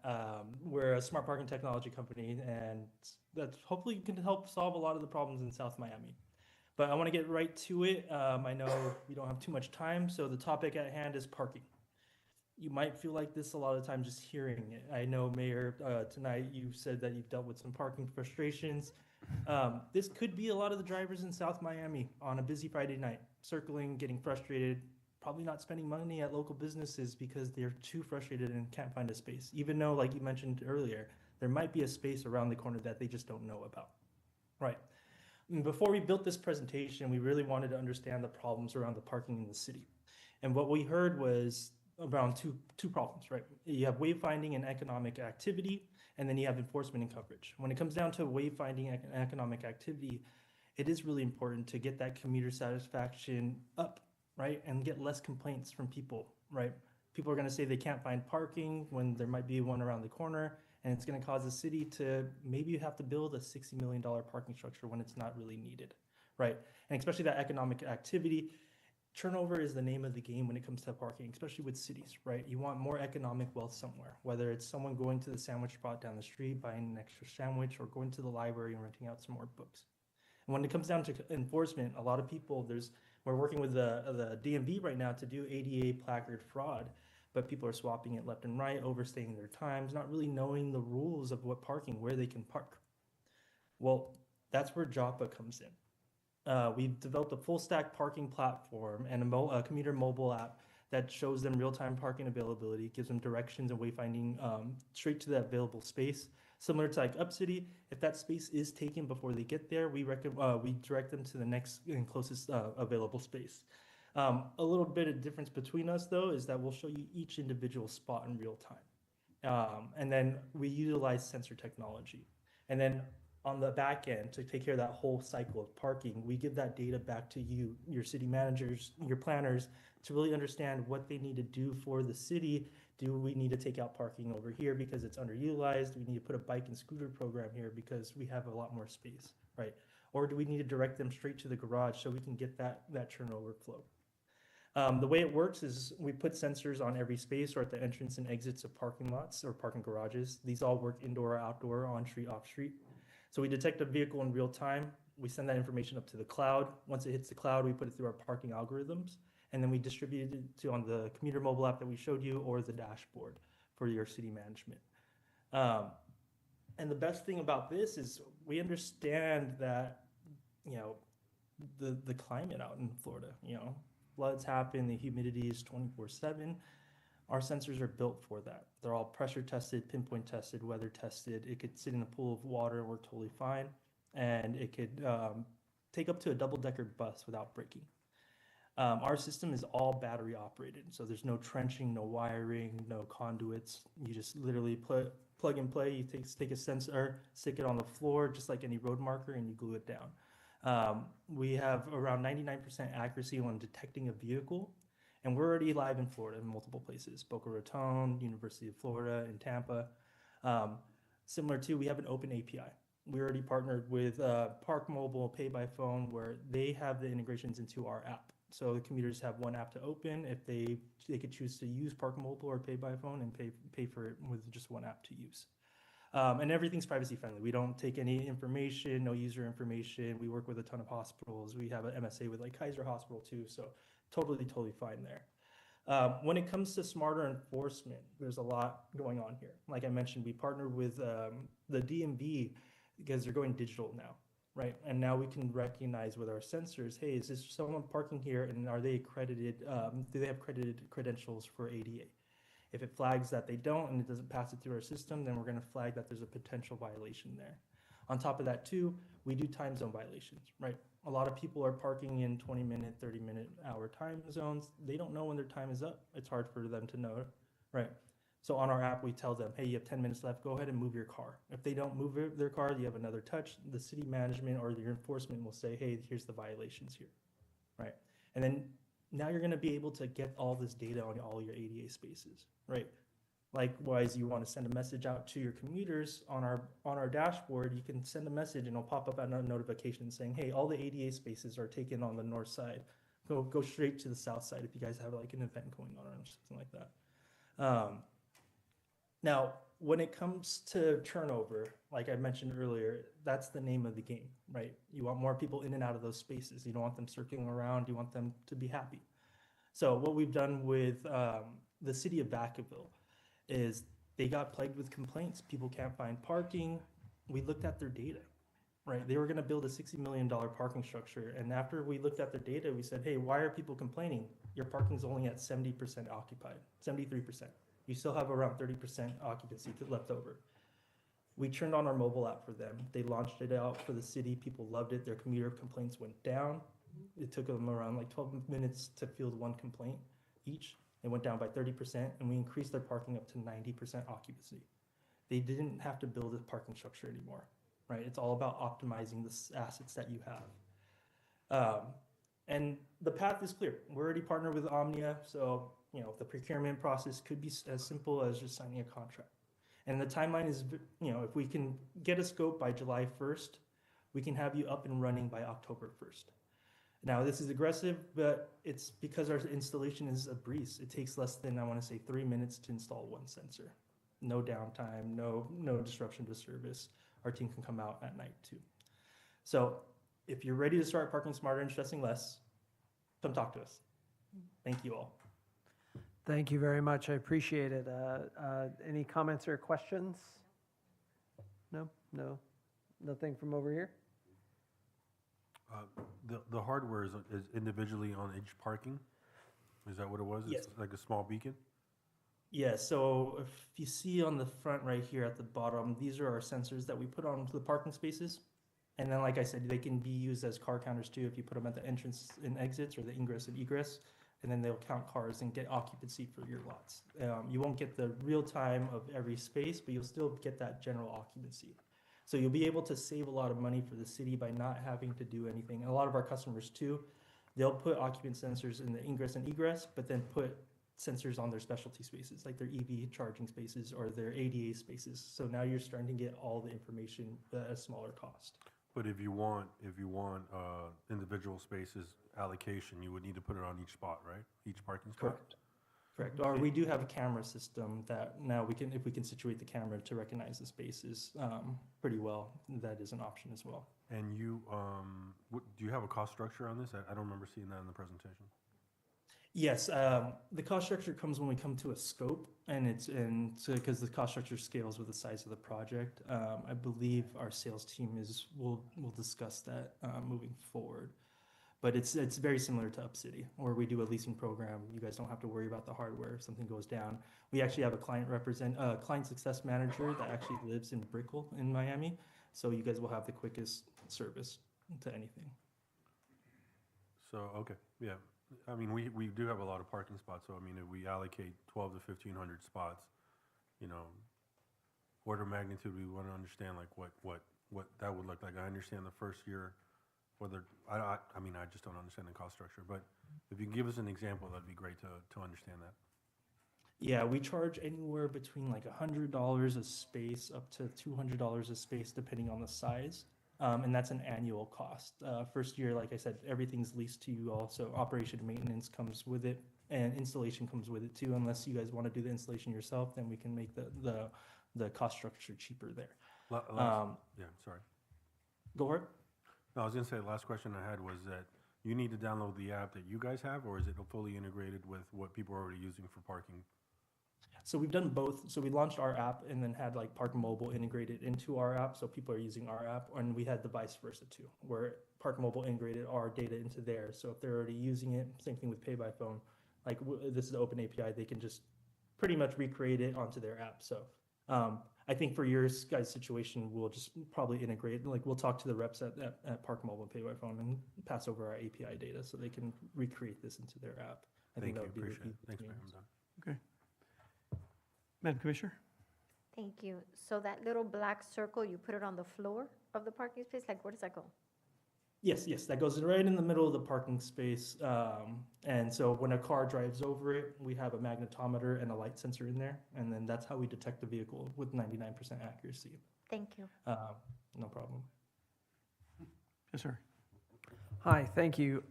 Just quick question. Upcity had mentioned that it was also able to track pedestrian double parking, things like that. This is mostly just focused on parking and parking spaces, correct?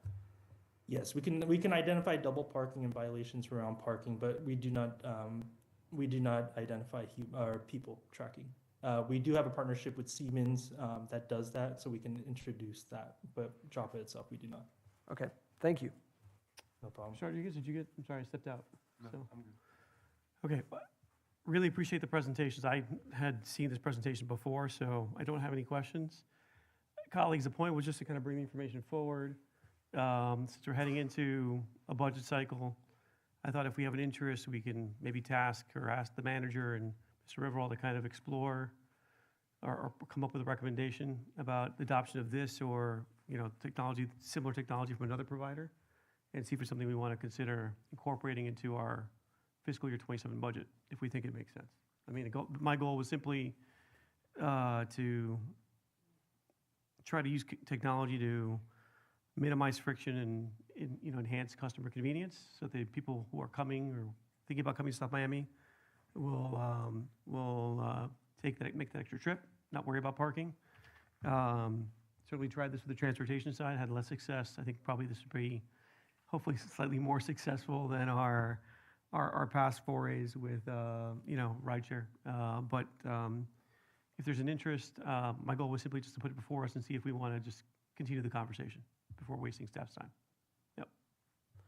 I love the idea of sensor technology, especially ones we can adapt as the technology gets better. Okay. I mean, right now we could also just put a printed sign with an arrow that says 200 spots available to our garage, but like eventually we are going to need to get higher tech. Yeah. I would say, Mayor, that I struggle with the ROI right now. I know it's a city of pleasant living type of thing where we can make facilities, and I love it. I think we should add it just to the discussions as we Yeah. continue with budget. I just don't know where the priority lies this year or coming up, but we can discuss it. Yeah, I'm sorry, on the Joppa presentation, did you guys, I stepped out for a second to go to the restroom. Did we, I've had an ROI conversation before, with one of your, can Well, you? the first one had an ROI. Correct, so, The second one did not. We didn't. I mean, there's some use cases. There's a use case in California, I think on a I forget, on a campus I was, anyhow, I think Mr. Riverall certainly can get us that information so you can see what the return on investment has been in some other use cases. And we can decide whether it applies here or not. I know we've talked about, maybe each technology has its own use case, right? And some are better suited for others. So again, I don't want to we don't need to make a decision here. The point was, if there's an interest, just want to get direction to the administration to work on this and maybe bring a recommendation forward. That was really the goal of today's conversation. So, I'd rather look at some more information. I requested some information. yeah, GUI, understand how the interconnections are. The second one, Joppa, I just asked, the integrations, if it's pay by phone or not, versus the Joppa app and how that works. I just want to see that, because if we're not gonna have people using it, it's kind of a waste. of No, I 100% agree. My conversation with Joppa, my concern was their app to me is not what people are already using. My goal was, since they have a backend API, if they can get on the other platforms, I think that makes sense, I just right? wanna see it, It just yeah. got, Totally if it can integrate, I agree. I want to meet people where they're at, not try to offer them something Yeah, new. we're Yeah. trying new offerings. Okay. So with that, do we want to explore this further, or? Well, I think we are. I think we requested for some information. Okay, great. Let's get. Fair some enough. So information and we can move forward. let's move the conversation forward, and with that, let's move on to the next item. Thank you both for your presentations. We appreciate it. Thank you. Okay. Colleagues, where do we want to go next? Do we want to go take item? We've got people here, I know, on the TSDD. We've got people, so let's see. CRA. We've got CRA, so you want to take up item 11? That should be pretty straightforward. Madam Clerk, if you can read item 11, please. It's item 11, a resolution of the Mayor and City Commission of the City of South Miami, Florida, approving and adopting the South Miami Community Redevelopment Plan after making the findings required by Section 163.3607 Florida statutes. Thank you, colleagues. Any questions of the city attorney or administration on this item? No? Anyone want to move adoption? This is a public hearing item, so let me open up the public hearing. If there's any member of the public who'd like to address this commission on item 11, which is the resolution approving and adopting the South Miami CRA redevelopment plan, please come forward at this time. Anyone on Zoom, please raise your virtual hand. Okay, seeing no one in the chamber and no one online, we'll close the public hearing. Is there a motion to adopt? I'll move it. Second. We get a motion by Commissioner Rodriguez and a second by Commissioner Calle. Madam Clerk, if you can call the roll, please. Yes, Commissioner Rodriguez? Yes. Commissioner Kaye? Commissioner Bonish? Yes. Vice Mayor Corey? Yes. Mayor Fernandez? Yes. Item passes 5-0. Okay, let's take item 10, please. 10. Item 10, a resolution of the Mayor and City Commission of the City of South Miami, Florida, approving an application to amend the conditions of resolution number 032-17-14833, which approved a waiver of plat to permit development of a two-story single-family home on the property located at 5975 Southwest 80th Street. Thank you, Madam Clerk. City Attorney, you recognize. Thank you, Mayor. Application number 10 on tonight's agenda is quasi-judicial in nature, simply because the waiver of plat was originally quasi-judicial in nature. The clerk has read the title of the resolution. The public hearing that comes after this will include should include presentations by staff, the applicant, and any public comment. Commission may ask any questions either before or after public comment is closed. Following public comment, the commission may deliberate on the item. The procedures for quasi-judicial items require this commission to consider the evidence presented and base your decision on the applicable law and primarily on the evidence presented, whether by the applicant, staff, or members of the public. The hearing tonight is to consider a modification to a condition on a waiver of plat that is governed by criteria in 20-4.2 and the items in the staff analysis and in general law. The evidence considered must be substantial competent evidence. That means testimony or other evidence based on personal observation or relevant expert testimony that a reasonable mind would accept as adequate to support a conclusion. It's not a popularity contest. It cannot be based solely on non-expert opinions, no matter how fervent those opinions might be. If you wish to speak on an item this evening, just a couple of comments.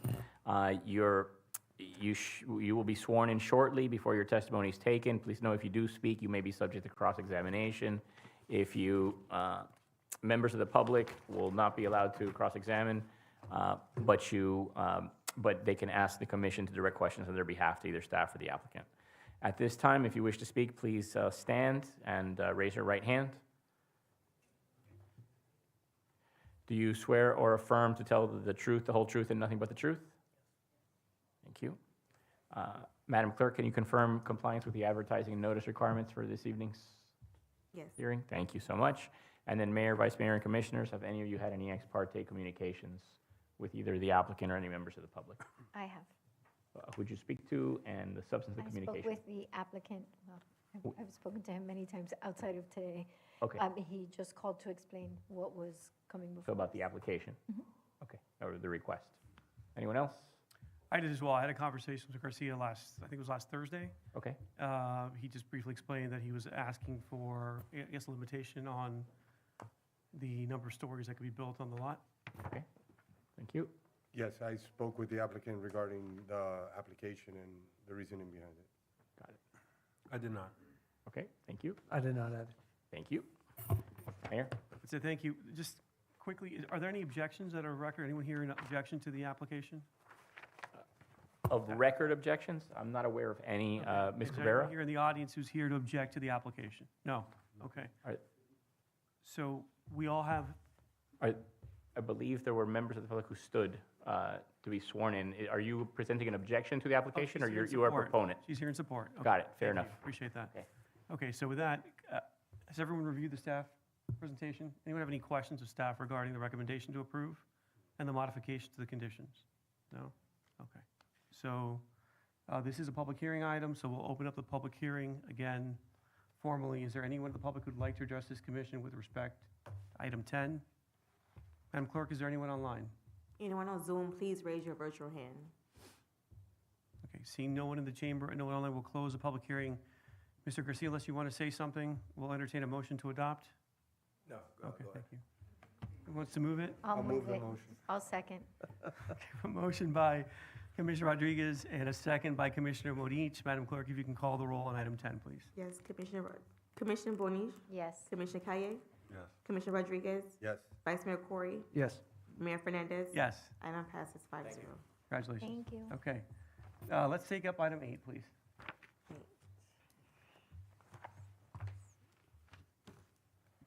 Item 8, a resolution of the Mayor and City Commission of the City of South Miami, Florida, accepting a declaration of restrictions from South Miami Hospital, Inc. as owner, Anchor Miami IRF LLC as developer and building landlord, and Baptist Health Rehabilitation Hospital LLC as operator, mitigating material noncompliance with development agreement conditions. Thank you, Madam Clerk. Mr. City Attorney, do you want to walk us through this one quickly? Sure thing. So this is the rehab hospital that was constructed on 62nd Avenue and Sunset Drive. Thank you. As you may recall, this came before you to consider their development agreement. At the time, they had agreed to two conditions. One, providing for enclosure of the loading area because there was a concern regarding the experience of neighbors to the west. And then another one of the conditions involved the facade improvements to the parking garage along 62nd Avenue. It became apparent, now that they're very deep into construction, that those improvements were not made in strict accordance with the development agreement. So they have come back and they are proposing some mitigation measures to try to address those conditions. That's what's before you tonight. Among those, they have, it is my understanding that they have made certain improvements to the construction, including installing louvers onto the loading area to better enclose the area. It's still not fully enclosed, and they are moving a backflow preventer from up on the street to somewhere not quite as prominent.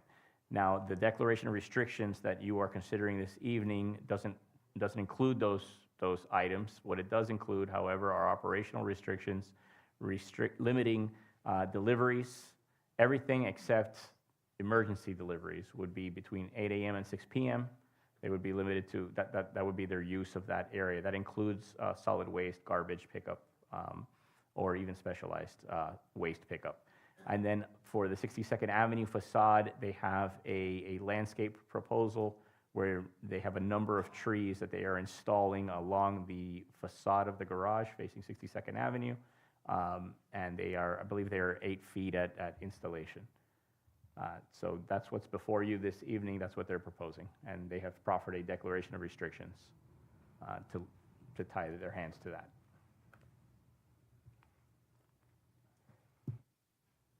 Colleagues, you want to hear from any representatives from Anchor or Baptist? Okay. Floor is yours. Good evening.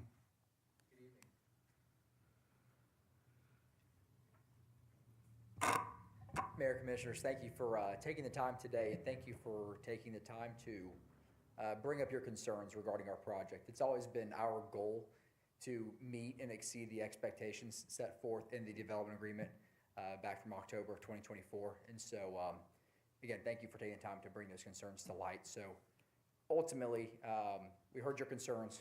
We take them very seriously. So we went ahead and started to address those immediately through working with Tony and the city to make sure that we, come to amends with however we can. So ultimately, we've already relocated the backflow preventer. We've already installed the 22 mash trees on the 62nd there to screen the garage enclosure.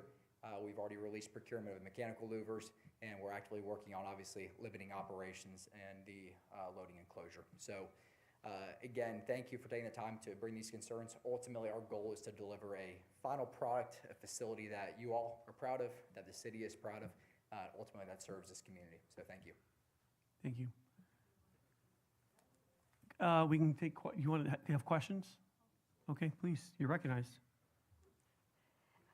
Okay. Did you just say, oh boy? No, that was only murmur. Okay. I'm famous for not saying the nice thing or. Do you need a translation? Yeah, right? Okay. Do I need a I probably do. If I were building my house and it was approved a certain way, and I'll actually use an example that I learned from Danny Rodriguez a couple of years ago. Uh-oh. If I was putting a pool in my house and for whatever reason, I pushed it too far back and now the pool is in the area the pool is not supposed to be in, the answer was, too bad, so sad. Rip out your pool. Do it right. And I feel a lot of times we give people who have bigger projects a pass, or we try to find a way to play nice. And I don't think that's right. I think that y'all sat here, you agreed to something, and now when it's kind of hour 11, those things don't exist. And it's, oh, we're gonna give you 8-foot trees. I am 5'5". I am definitely not covering the second floor of your garage, right? And 8 feet, so what, 8 feet?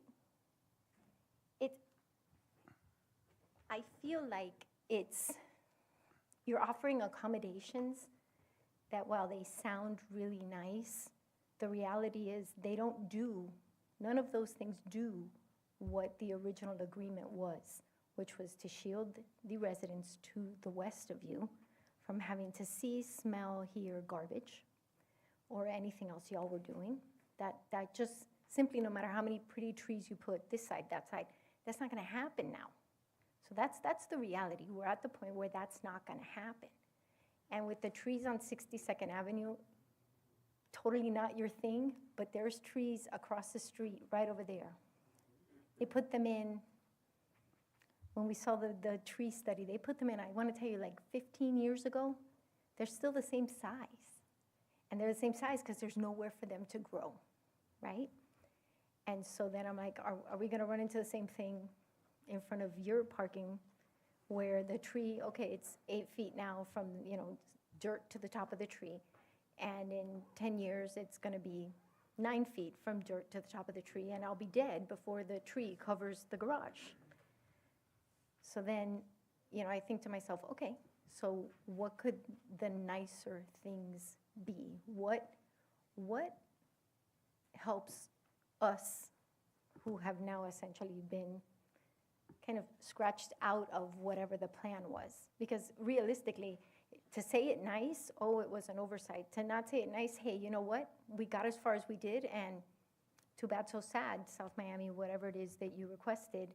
And if I recall correctly, it was really requested. It wasn't even like a passing thought. It was like very well thought out and discussed during that meeting.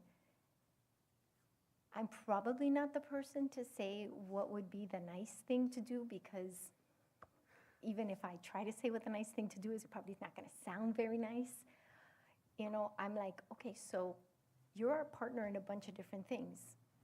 How do we bridge that gap?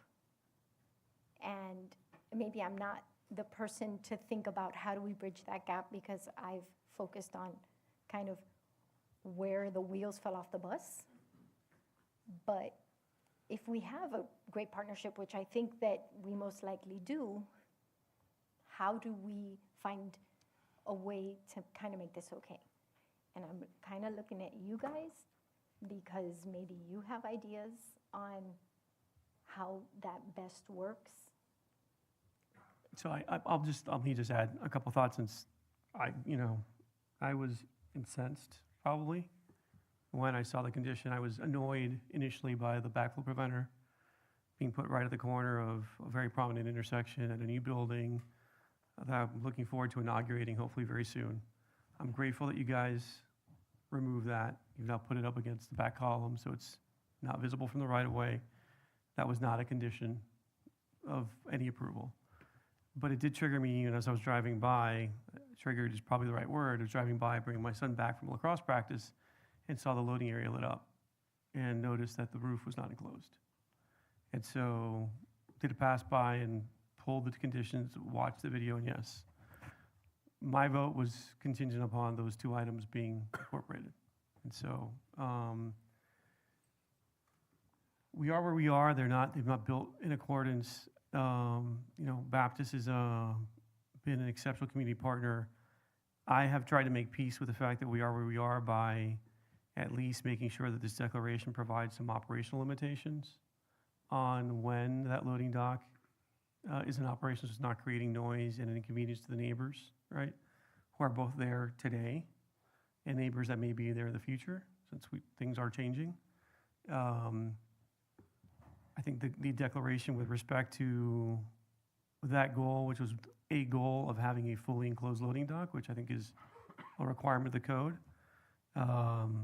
is being achieved. The modifications that they're making to the east side, eastward facing portion of the loading dock with the louvers, I think is a benefit to the project because it's actually making this internalized public space garden a more attractive place for people to sit and enjoy when they're at the facility recuperating, as opposed to looking at what is a screen enclosure with dumpsters in it. So those are positive modifications. The landscaping, the screening, I basically left it to staff to come up with something that worked. I really didn't want to dictate the solution there. I think our land development director, development services director was okay with this. I'm sure it's not her optimal execution. This is not an item that I'm happy about voting for, right? I'm inclined to vote for it, right? So I'm still disappointed by it, but I am grateful that they're willing to bring this forward. In part, I wanted this talk to the city attorney about this as a mechanism, so we don't have to go through the rigmarole of also modifying a whole bunch of other related development orders. This was an easy way to kind of get something calendared, get in front and do the project no harm in terms of their ability to get to opening and operating, which, they're probably a matter of weeks away from being in that posture. Achieving our conditions on the garage, to my understanding, you can correct me if I'm wrong, requires them to fully mechanize the garage because it can't be naturally ventilated with that screening. Probably something that should have been communicated to us when we asked for the condition, right? Again, we're not there anymore. And on the enclosure, again, I've explained kind of the rationale for accepting the condition. I've made my peace with it. Again, just my personal position on it. But yes, I wish that the conditions would have been strictly adhered to. Right? I'm not happy about having this conversation at all. Yes, sir. So when I toured the facilities and we reviewed a lot of the things that were being discussed, and I met with the management group and did a tour. The facility looks great. The hospital is going to be fantastic. I can't wait for you guys to open. But we did speak about those three things, right? So the enclosures and the louvers have been taken care of. The front piping system has been taken care of. And the east side corridor has not. So an 8-foot tree, which you want to stand up again, that's not a lot, right? And we have, and what we spoke about when I spoke with you and the team was that we were going to mimic the bouillon windows going across, and it could still stay screened, just mimic it so it looks better. What I could do, Mayor, with your approval here, or just appease me on this, but if you are not happy with the 8-foot hedges, I don't know if they're, I don't even know what you guys put there. What's the plan? The 8-foot mash trees, they're installed currently. There's 22 It's like of a them. hedge? It's a tall, narrow tree that kind of grows up and. How and how blocks. high can they grow? 20 feet, I believe, is maximum height for those. 20 feet. And again, I'm gonna call them, they look like a Christmas tree, right? They kind of get bushy right at the bottom, so they do widen out. They cover? So, again, I had seen the mullion option. That alone, to me, would not, I mean, you just You basically. saw it? I didn't see it. I saw the mullion option, and it just basically lines on the On a grade. screening grade. I didn't think it really Mimic made a difference in terms of people's perception of the garage. I thought the landscaping would be fine. I didn't dictate the landscaping. I just basically punted it to our staff. And I think, I don't want to, if Ms. Cabrera, if you want to address it as to why you thought this was an acceptable execution, happy to have you kind of share that with my colleagues. I actually like the landscaping, and I think short of that, they would have had to redesign the entire parking garage because it would be an enclosed parking structure, so they would have to have a mechanical ventilation system for it. This is actually, I think, the best alternative. Director, would have been something that we're trying to do as much mature landscaping as we can. Is it something feasible that we can require, and I'm not telling you to throw these trees away, so just hear me out for a second. On the west side, we have a fence wall that lines and is neighbors with the apartment buildings. We don't have any hedge or landscaping on that particular fence, is that accurate? Correct. Okay. Is it feasible? I'm just here trying to amend what my colleague wants here. Is it feasible for us to put those 8-footers and kind of spread it across the back and fill it up as much as we can on the west side? And on the east side, maybe we can do the same hedge, just a little bit taller, a little bit more mature, so it covers a little bit more. I think that'll appease you from an 8-foot front, and we can see a little bit more coverage and beautification of that area instantly. I don't think it's a big cost adder to you guys. Is that something that you would be amendable for? Is there space on your property on that west side to even put trees? Or would you be then reaching out to the building of the residents to ask if you put it there? Like, I believe we're gonna have to work with the neighboring property. I believe the property line ends at the back of curb there, so there is an easement, right, for the trash pickup for the 700 building.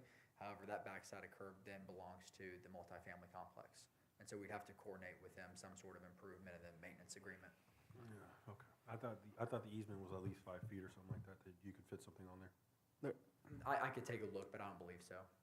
But there's about a 6-foot from curb to fence, about a 6-foot stretch as right now is just full of rocks. I don't know what the ultimate intent is for that space, but so about a 6-foot wide stretch. West of the curb. Yes, sir, and that backside is what we believe to be the neighbors. So again, we'd have to figure out and work with them on what we're able to do and then work on some sort of maintenance agreement for who's gonna maintain these options. Because I think visually we're seeing the fence set back from the back of curb. You're saying that fence is not at the property line. That is correct. Okay, so that's why there's a gap. So it's feasible, but it would require their cooperation. I mean, look, if we can get some more landscaping on the west side, I think that's a positive improvement. I mean, what's the board's pleasure? What do you want to do here? Danny, sorry, I'm gonna. I wasn't here for the development agreement, so. Oh, yeah. My only concern was on the resident side. I don't know what you guys agreed for on the 62nd side, but on the resident side, I definitely want a hedge. I know I had the conversation with the manager, and we asked, is there space? On your property, there was no space, so I guess you're gonna have to deal with the other property, and hopefully you can. That's my ultimate concern is, shielding the residents. No, of course, and we'll reach out to the adjacent property owner and start the conversation with them and figure out what they're agreeable to. Okay, so what would we like to do here? I will say this. I hope y'all are as agreeable with the city as the city is being with you. Because I know there's lots of conversations happening about the City Hall property, and I think that'll be interesting, how those pan out later. Because I tell you what, these 4 gentlemen are being, I think, beyond gracious with y'all, not with you because you don't build the building, but with your team. Because if it was a resident building a house, I doubt we would be having this conversation.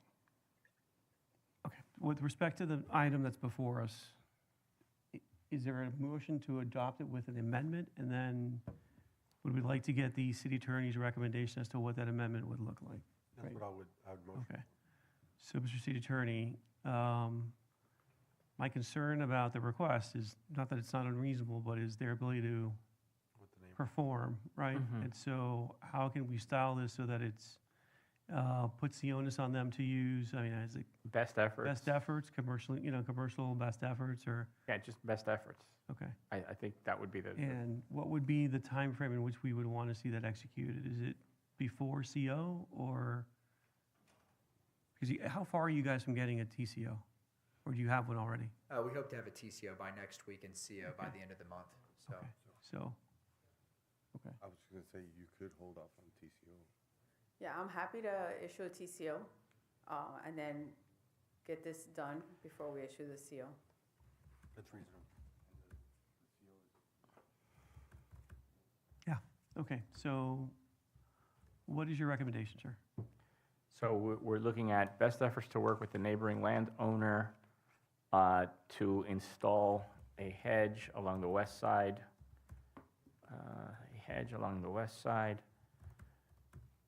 Can of I ask the- if it yeah. could just be landscaping, not necessarily a hedge? Okay, to install landscaping? Wait. What do you mean by that, Saran?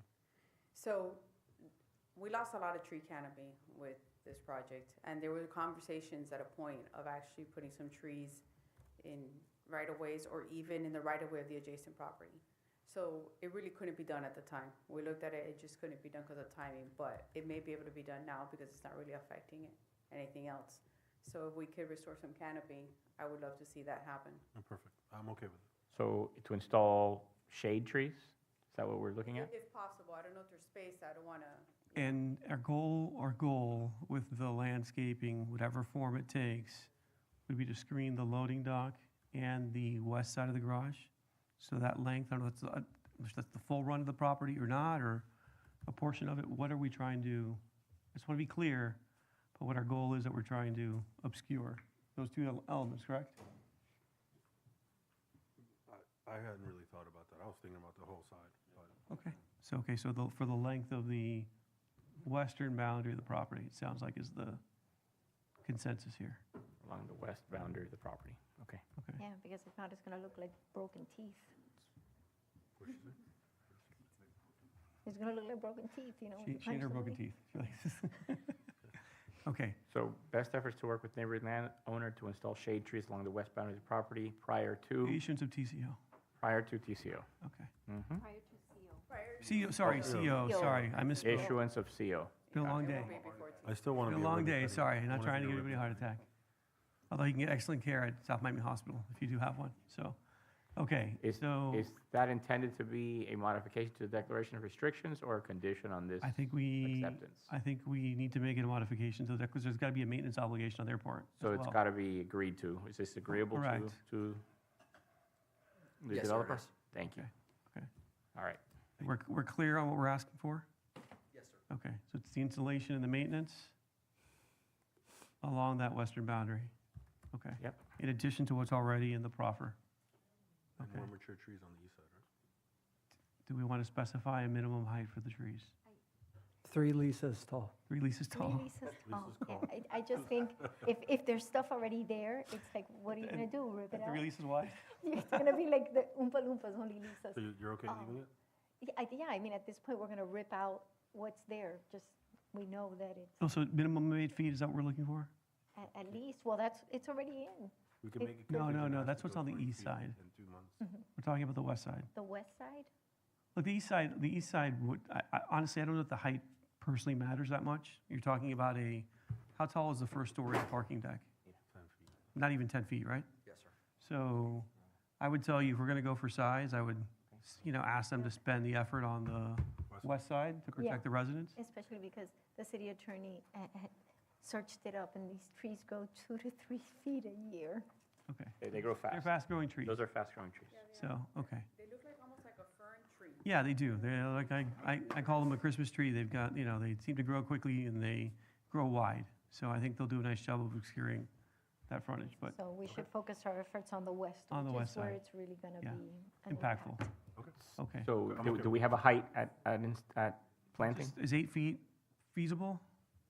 Yes, sir, 8 feet's feasible. For the Time out. On the west On side? the west side, we're planting the same trees? Okay, No. so I'm asking, so I'm, okay. I don't know. No, I think we need something that has bigger shade that would fit. I think we would go with whatever is feasibly, like what an arborist would say fits the root ball in that space. Correct. Okay, And I so- don't know enough to even make a guess at So, that. well, do we want to make the condition, say, the recommendation, is our arborist, their arborist? Who do we want to rely on here? Or any arborist? At the very least, it has to be reviewed by our arborist. Okay. If their arborist has a recommendation, it should be reviewed by our Fair arborist. enough. Okay. Okay, so we won't specify the form of the installation, it's just got to be, it's got to meet muster. Okay. Is there a motion to adopt the resolution as amended? I'll move it. Okay, is there a second? Second. A motion by Commissioner Kaye, a second by Vice Mayor Corey. Madam Clerk, please call the roll. Yes, Commissioner Kaye? Yes. Commissioner Rodriguez? Yes. Commissioner Bonish? Yep. Vice Mayor Corey? Yes. Mayor Fernandez? Yes. Passes 5-0. Thank you very much, appreciate it. Okay, let's move on to items 12, 13, 14, 15, what? Whatever you, 12 as well. So let's take up item 12, then we'll move on down the line and, anybody here else for any other items? You guys are here on 13? 13? Leave those for last. Item 12, an ordinance of the Mayor and City Commission of the City of South Miami, Florida, amending Article 8 Transit Supported Development District to amend regulations to provide new definitions, clarify existing provisions, and modify procedures and criteria within the Transit Supported Development District. Okay, colleagues, do you have any questions of Mr. Alvarez regarding this particular item? No? Okay. This is a public hearing item. If there's any member of the public who'd like to address this commission regarding item 12, which is again an ordinance to amend the TSDD district regulations and provide for new definitions, clarifying some provisions and modifying certain procedures, please come forward at this time. Madam Clerk, is anyone online? Anyone on Zoom, please raise your virtual hand. Mayor, did you want to have the attorney just a quick synopsis on it? 'Cause Have there been any modifications since we last heard the item? There were two Okay. minor modifications, I think, since the last one you saw was, they have, the version that you last saw had some waiver language to allow exceeding the maximum floor plate above the fifth and sixth, at the fifth and sixth floors on 6-story buildings.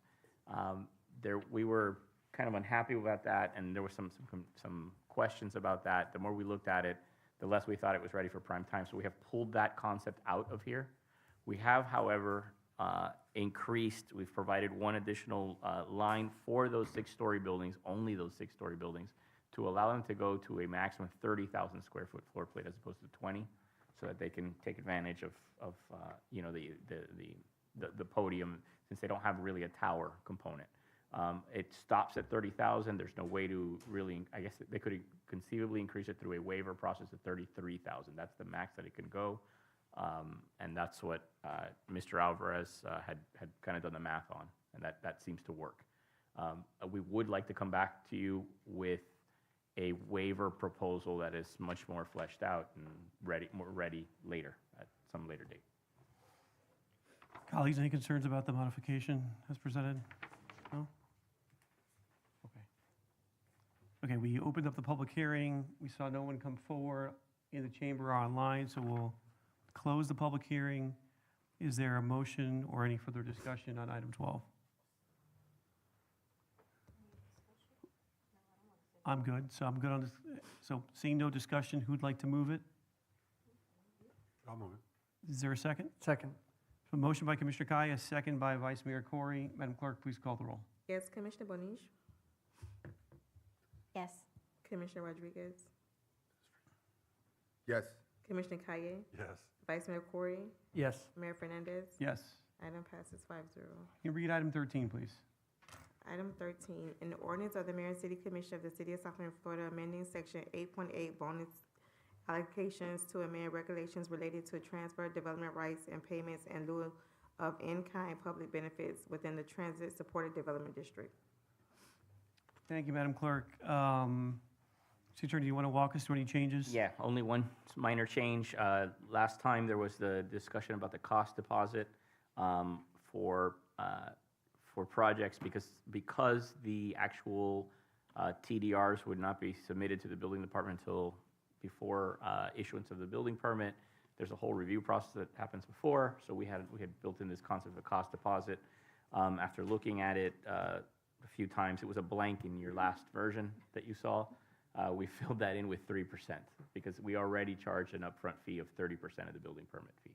So this would get it to about 33%, which is really in line with most jurisdictions in South Florida. Okay. Colleagues, any questions of the City Attorney? Okay. This is a public hearing item, so let's open this up for public hearing. Any member of the public who'd like to address this commission on item 13? Again, which is modification to the bonus allocation regulations in the TSDD related to TDRs. Please come forward at this time. Anyone on Zoom, please raise your virtual hand. Seeing no one in the chamber and no one online, we will close the public hearing. Colleagues, any comments regarding this item? If not, I'll entertain a motion to adopt. Is there a motion? I'll move the motion. Is there a second? Second. Okay. We have a motion by Commissioner Rodriguez, a second by Vice Mayor Corey. Madam Clerk, if you can please call the roll. Yes, Commissioner Kaye, Yes. Commissioner Rodriguez, Yes. Commissioner Bonish, Yep. Vice Mayor Corey, Yes. Mayor Fernandez. Yes. Item passes 5-0. Great. Let's read item 14, please. Item 14, an ordinance of the Mayor and City Commission of the City of South Bend, Florida, creating a new section 20-4.13 Sustainable Development and Article 4 other regulations of the Land Development Code to provide incentives to promote energy-efficient home design, sustainable construction practices, increased climate resilience, and conservation of natural resources. Thank you, Madam Clerk. Mr. Attorney, just procedurally, to make sure we're in the right posture when we're discussing this, if we adopt 14, do we need to take any action on 15, or does that item get tabled or withdrawn? We would actually recommend that you withdraw that item. Okay. If you adopt this one. Fair enough. Okay. So, colleagues, do we need to hear a presentation from Ms. Cabrera? No. Okay. So no questions regarding? You have a question? Please go ahead. I know we had a conversation about you had to have a certain amount of points, which was something you had brought up. So I think the way the ordinance has been modified, it basically, we're essentially leaving the solar mandate in place. Mhm. And this becomes a method for opting out of it if you at least satisfy Tier 1. And that keeps us in compliance with the governing state the now newly revised state regulations. Okay. Okay? And just to clarify one thing, if I may, Yeah. which I spoke with Ms. Cabrera, it's not just one or the other, but if you reach the Tier 1, there are also bonuses. So there are rewards for getting it. So it's not just this, or you get punished. There are rewards for reaching the Tier 1. This is incentive-based, that's correct. That's correct. In keeping with the statute. Yep. And can we just get an example of Tier 1? Because not everybody will read Sure. this. Ms. Cabrera, you want to give us So tier 1 is 10 points, and when we looked at it, the reflective flat roofs that almost all modern homes have, the permeable pavers, wow. The masonry block walls pretty much are already good for thermal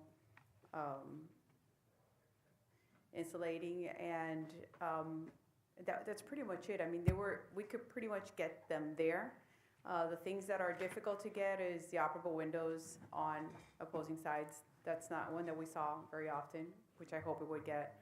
The porches are just not part of this whole modern trend of architecture, but for the more traditional looking homes, that should be something that has a big incentive. And yeah, I mean. That's good. Yeah. Thank you. Sorry. No, that's okay. I wanted. It's been like 3 months since I last looked at it. I think. No, and I think it's good for people to just hear that there are options and what even they look like. Yeah, we looked at like 5 or 6 homes and we scored them. And there were a few that almost made it to tier 2. There was one in particular almost made it to a tier 2. Wow. But a lot of them were just about at a tier 1. So just a little push will get them over. Thank you. Yes, sir, you're recognized, Vice Mayor. And I guess just like we've done with the zoning, if at all possible, as early as possible, the applications that come in, if we see any issues, revising this would be a great idea, because I want to make sure that it has staying power and it's successful. So just like we've done with the zoning, if you come back to us, we're happy to make any adjustments based on what you're seeing. Yeah, we're going to be monitoring it to see how it's working. If we see that it's way too easy, then maybe we need to revisit the tier 2, tier 3, because we don't want to just give away development, additional development. And if we see that it's just really not working, it's just very difficult to get there, we'll come back with you with that also. Great, thank you. Just on that point, just to piggyback on his, Mr. City Attorney, sorry to steal your for a second, but to the Vice Mayor's point, I'm sorry, I'm getting tired here. If we observe some issues with this, that in fact it's either not working or it's too easy for folks to satisfy the tier 1 requirements, what Senate bill is it again? SB 180. 180. I'm less concerned about modifying incentives. Okay, that's what I wanted to confirm. So there's no issue with SB 180, because again, we're not making our ordinance more restrictive than the date of that. What we enactment. allow is what we allow. This Okay. is allowing something additional. Just want to confirm for the Vice Mayor's benefit that we do have that flexibility. Thank you. Okay. Further questions? Okay. This is a public hearing item. If there's any member of the public who'd like to address this commission on item 14, again, which is the adoption of some new sustainable development regulations in our land development code, please come forward at this time. Anyone on Zoom, please raise your virtual hand. Seeing no one in the chamber and no one online, we will close the public hearing. Colleagues, do we have a motion to adopt item 14? I'll move it. Is there a second? Second. A motion by Commissioner Bonich and a second by Commissioner Kaye. Madam Clerk, please call the roll. Commissioner Kaye? Yes. Commissioner Rodriguez? Yes. Commissioner Bonich? Yes. Vice Mayor Corey? Yes. Mayor Fernandez? Yes. Item passes 5-0. Can I get a motion to withdraw item 15? Well, actually, Mayor, we're revising our recommendation, real quick, Oh. just in an abundance of caution, okay? The moratorium, the way it was written, would run through October 15th, 2026. We would ask, because it did lapse on April 15th, that it just cover the period between April 15th and June 9th, just in case there was anybody caught in that time period. So we would ask if you are, because the sustainable ordinance did not exist until just now, Okay. that it run through just now. What prejudice do they have? If, They could amend their permit. That's always another option. I mean, I'm, Okay. my This is personal an opinion is amendment, just to basically withdraw it and allow them to travel under the new regulations. That's fair. Unless everyone has an They objection. could certainly do so. Okay. So do we need a formal motion? No. Okay. So show it as We'll show the withdrawn? item as withdrawn. Fair enough. Okay, great. Okay, let's jump to item 5. Item 5. Peacock should liven up the conversation.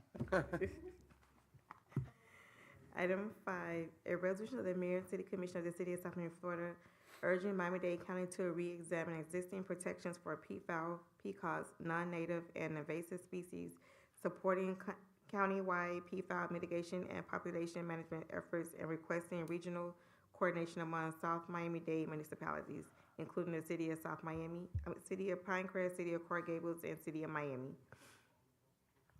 Thank you, Madam Clerk. Commissioner, floor is yours. We originally had something in the books for peacock mitigation, and it didn't pan out the way that we had hoped. We continue to have real and major issues in our city with peacocks destroying people's cars, their roofs, all kinds of things. They're pooping everywhere. While they're very pretty, they're also very destructive. And so this is essentially a mechanism asking the county to just re-examine where we're at, because they're invasive. They're not, in my opinion, not safe to be around, because we all know I am not a bird person. But we have to do something. Doing nothing, well, we all know I'm terrified of birds. Doing nothing is not an option for us. when, you know, there are some people who love peacocks, some people who hate them. The reality is, love them, hate them, they're destructive. And so that's why I brought this back. Thank you. Was there any additional comments or questions? I have a Go question ahead. to the deputy city manager. Where are we with the new, weren't you looking at the company that's now approved by Coral Gables? Yeah, they officially approved a contract with a vendor, so we have all the documents and we're moving forward with piggybacking off of that contract. And do they take it to a sanctuary, or we don't know where? Humane Safe Relocation is the scope of their contract. Okay, thank you. Great, thank you. And Commissioner Kaye? No, good. Okay. I didn't have one either. I guess we could do both. We could have the city pursue it, and we could still send something to the county without running afoul. Oh, that was a sorry good about one. That was a good one. Thank you. Watch out. I don't get this opportunity okay. No, you're So taking full advantage. with that, I'll entertain a motion. I'll move it. Second. All right. Madam City Clerk? Yes. Commissioner Bonish? Yes. Commissioner Rodriguez? Yes. Commissioner Kaye? Yes. Vice Mayor Corey? Yes. Mayor Fernandez? Item passes 5-0. And I believe the next item would be 6. Yeah. Item 6, a resolution of the Mayor and City Commission of the City of South Marine supporting and uniting in solidarity with the Cuban people's right to democracy, freedom of speech, expression, assembly, and of the press, recognizing the historical significance of Cuban Independence Day, supporting the actions taken by the President of the United States in advocating for Cuban sovereignty and people's right for democracy. So cool. Thank you, Madam. Thank you, Madam Clerk. Again, Commissioner Bonich, this item's yours, so you're recognized. When this came across my email, I thought to myself, wow, at last we have a way to actually voice our support in a unified way. I think that we often see, you know, people here, there, and everywhere, but I think rarely do you see it happen municipality by municipality. So I believe all of us received this in our email. The city attorney was nice enough to send me, the ideas maybe from one or more than one of y'all to reword some of this, because I understand that it can read a little much. I get it. So there were two changes or suggestions for change. One of them was on page 2, the 1, 2, 3, 4, 5th. It was 6, right? No, it was the 5th one where they wanted to add authorized Cuban citizens contract for their labor directly with foreign multinationals and not through state-sponsored enterprises.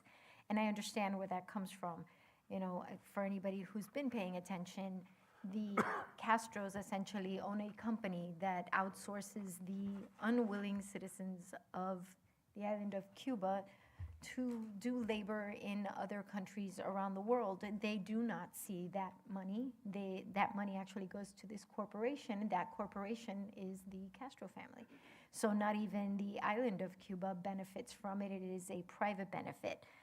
I agree with that. I think maybe it belongs in the next whereas clause, because those really talk about, that whereas clause in particular talks about the electoral process, where the next one, it says, whereas the City Commission believes that the realization of freedom of speech, freedom of expression, freedom of assembly, of association, of religion, of the press, a free and open economy, I believe maybe that might be better served there, right after open economy, because it kind of ties in to the process of them being able to make money for themselves.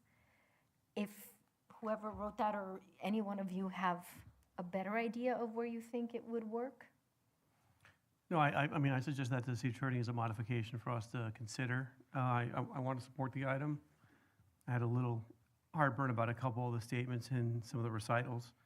I could For me, that issue's a particularly personal one because I had an uncle who had a chance to work abroad in Canada, or I call him an uncle. He's more like a fourth cousin or third cousin, but He's your Cuban uncle. my Cuban uncle, yeah. But literally, he was paid by the state a tenth of what they were paying this foreign entity, and whether you were working abroad or working on the island, you're not allowed to contract freely for your labor, and there really is no freedom in any society unless you can actually earn money without the government as an intermediary. And so, And it's not. I know I sound like a Republican right now, but anyhow, You know what? You're warming my heart. I know, I'm sure I But am. you know, here's the thing, though. You're right. Warming my heart and the thing. Bill is, Travis is even going to pull my party card in the back there in there, a you second. see, But he's anyhow, all no. the But way back there.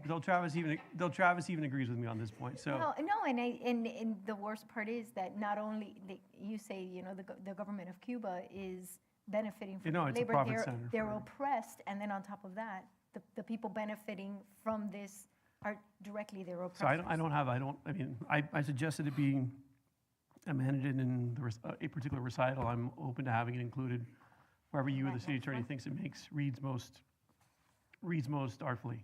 Okay, and then the second one was in section 2, which is on the last page at the top. The expression of support, recognition of Cuban Independence Day, supporting Cubans' right to freedom of expression, and support for actions taken by U.S. government. The City Commission hereby approves this resolution and supports the Cuban people and further urges the U.S. government to such action in support of Cuban sovereignty. And then you had written as determined by the Cuban people. I went back and forth with the city attorney on this to see if maybe we found a better way to write that, simply because I almost feel like that's premature. They don't, it's funny, we talked about the Declaration of Independence while we were having this conversation, because I was like, there's no group, I don't think, ready to take action like that. So how, you know, they're gonna have massive State Department assistance for years if that were to go through. It's not like Venezuela where they've, you know, had 20 years, you know, the mechanism is rusty, but it can turn itself back on. Here we have almost 70 years. So how do we, like, is there a way as determined by the Cuban people? I don't want to get into a philosophical discussion about this. I'm because just. It's a little far beyond our. Can I tell you, and I'm not opposed to it, I'm just wondering if that's like the last way we want to write it.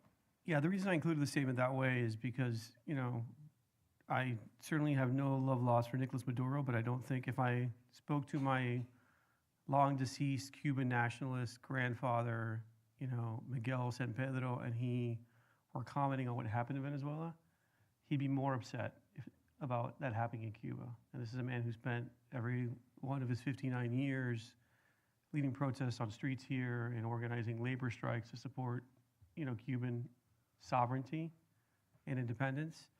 But he would be offended by U.S. intervention in what he would see fundamentally as an issue of Cuba's self-governance. And I think the lesson that we take away from the Platt Amendment as Cubans is, you know, when we sanction that kind of activity, we invite Cuba's, you know, U.S. intervention, and it destabilizes the democracy over time. I think that's what's happened in Cuba over its history. So, you know, I wrote that because I wanted to be express about it being something that's organic on the island. There's been quite a lot of activism for an island that's not seen a ton of repression. It seems that, you know, liberty's, you know, a divine instinct, right, that's embedded in all of us. And whether you grew up in it or not, somehow it always finds a way to manifest itself. And we've certainly seen plenty of examples of that over the last 70 long years. So I think that language is important. My perspective as a Cuban American to include it because, and I say Cuban American, and I'm going to say light on the Cuban, right? Having, you know, been to the island and seen how different, you know, my acculturation process here has been from the lived experience of Cubans there. And so, you know, while I want to support a democratic transition and raise my voice and support, I want to follow the lead of people on the island who know best, you know, what that future should look like, as opposed to whatever outdated, you know, unmoored versions we may have here, you know, living under the umbrella of freedom, right? as opposed to people who are struggling to claim it every single Sitting in day. the cheap seats is what Correct. you're trying to say? That's exactly right. So that was the reason for the language change. I got you. All right.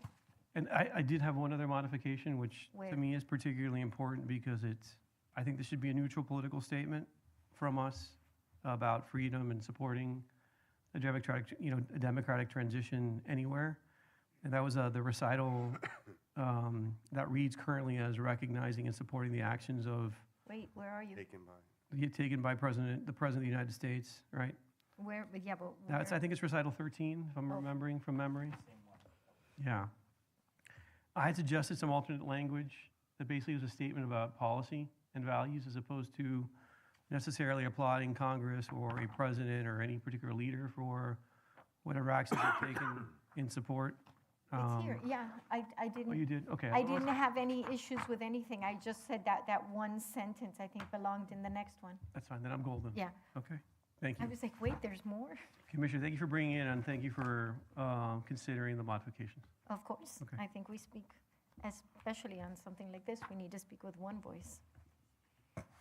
Okay, is there a motion? You want to move it as I'll move it modified? as Okay. modified. Is there a second? I'll second it, just. I'll second it, Oh, sorry. yeah, I know. I'm going to take that one. Okay, take it. Thank you. I see a motion by Commissioner Bonich and a second by myself as the modifier. Madam Clerk, if you can call the roll, please. Yes, Commissioner Bonich, Yes. Commissioner Kaye, Yes. Commissioner Rodriguez, Yes. Vice Mayor Corey, Yes. Mayor Fernandez. Yes. Item passed as amended, If you can read item 7, please. Item 7, a resolution of the Mayor and City Commission of the City of South Miami, Florida, amending the building division section of the city's schedule of fees and fines to update building permit, plan review, inspection, and related fees in compliance with House Bill 803, 2026, effective July 1st, 2026, and Section 553.80 Florida statutes. Colleagues, any questions regarding item 7 of our Land Development Director or Land Development, or Development Services Director or the administration? I often wonder what we would do if it wasn't for all these modifications we got to make in response to bills from Tallahassee. So, is there a motion to adopt? No choice. I'll- Motion. I'll move it. second. We have a motion by Commissioner Rodriguez and a second by Commissioner Bonich. Madam Clerk, please call the roll. Yes, Commissioner Rodriguez, Yes. Commissioner Kaye, Yes. Commissioner Bonich, Mm-hmm. Vice Mayor Corey, Yes. Mayor Fernandez. Yes, Item passes 5-0. thank you. Okay, I have on the board still minutes, And reports. item 9. Number 9. 9. Number 9. Unless you don't want to get elected. No, number 9. I'm sorry, no, I scratched it off. Anyhow, let's read number 9, then we'll go back through the regular order. Item 9, a resolution of the Mayor and City Commission of the City of South Miami, Florida relating to the 2026 general election for the mayor and city commissioners groups 1 and 4 to be held on November 3rd, 2026, establishing qualifying dates for the city's general election on November 3rd, 2026, providing for city clerks to utilize the services of Miami-Dade County Supervisor of Elections for the general election, including the issuance of the appropriate ballot and adherence to election procedures in accordance with applicable and state law. Okay, thank you, Madam Clerk. Colleagues, any questions regarding the resolution? If not, I'll open up the public hearing. If there's any member of the public who'd like to address this commission on item 9, which sets the date for our next election to be held and the qualifying dates for candidates, please come forward at this time. Seeing no one in the chamber, Madam Clerk, is there No anyone one's online? No one online. We will close the public hearing. Colleagues, is there a motion to adopt item 9? I'll move it. Second. We have a motion by Commissioner Bonich and a second by Commissioner Kaye. Madam Clerk, please call the roll.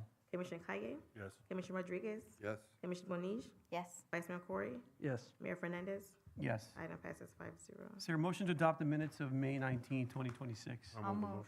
I'll second. We have a motion by Commissioner Kaye, a second by Commissioner Bonich. Madam Clerk, please call the roll. Yes, Commissioner Bonich, Yes. Commissioner Kaye, Yes. Commissioner Rodriguez. Yes. Vice Mayor Corey, Yes. Mayor Fernandez. Yes, Minutes passed 5-0. thank you. Mr. Manager, your report? Madam Deputy, are you? I'll just mention one item that is not in the printed manager's report, which is that this Saturday, we're gonna have our annual recycling event where you can drive up and drop off your electronics here at City Hall. So there'll be 2 individuals from Public Works that'll be available to help people unload their car. You don't even have to get out of your car, and the truck will be parked alongside Sunset Drive right outside of City Hall. So I wanted to mention that because it's not in the printed report. And I From what also want time? to. Wait, sorry. Yes, ma'am? You were going fast. I'm putting it in my calendar. It's, okay, so it's here at City Hall From on 9 to 1. Saturday. Okay, thank You're welcome. And we sent it out in our newsletter. We'll put it out in our social media again as a reminder. I also wanted to introduce Chief so that he can formally introduce our new Assistant Chief, Jose Vargas.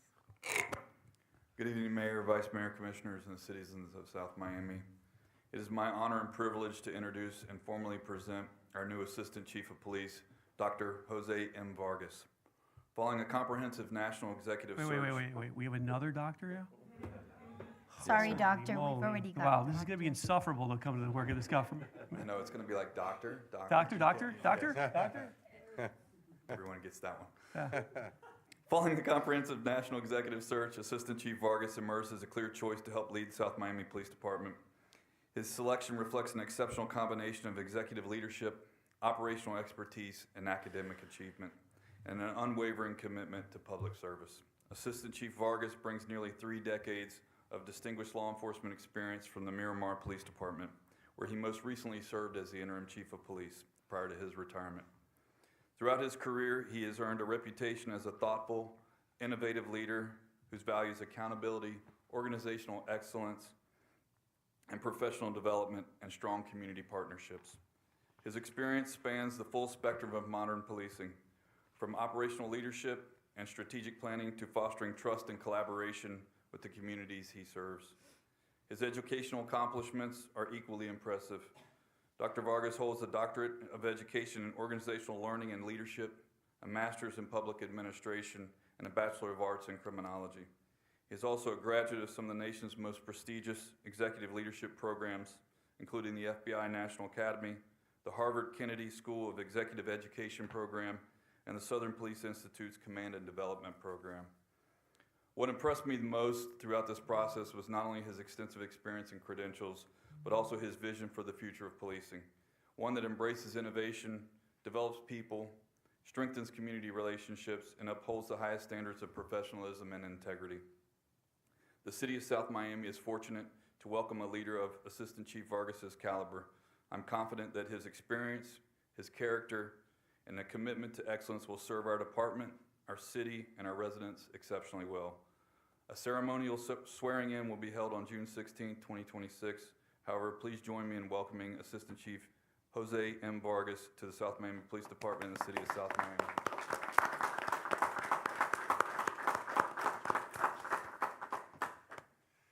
Good evening, Mayor, Vice Mayor, Commissioners, City Manager, Deputy City Manager.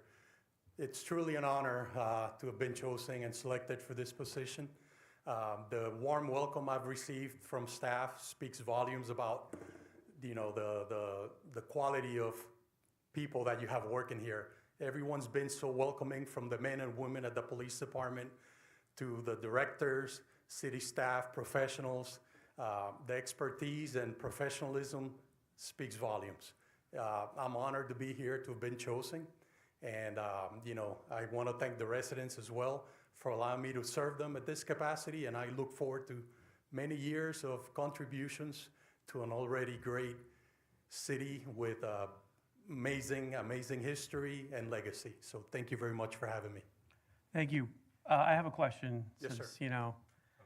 I work with a doctor, I'm married to a doctor, so I have to ask you this question, which is, what was the title of your dissertation?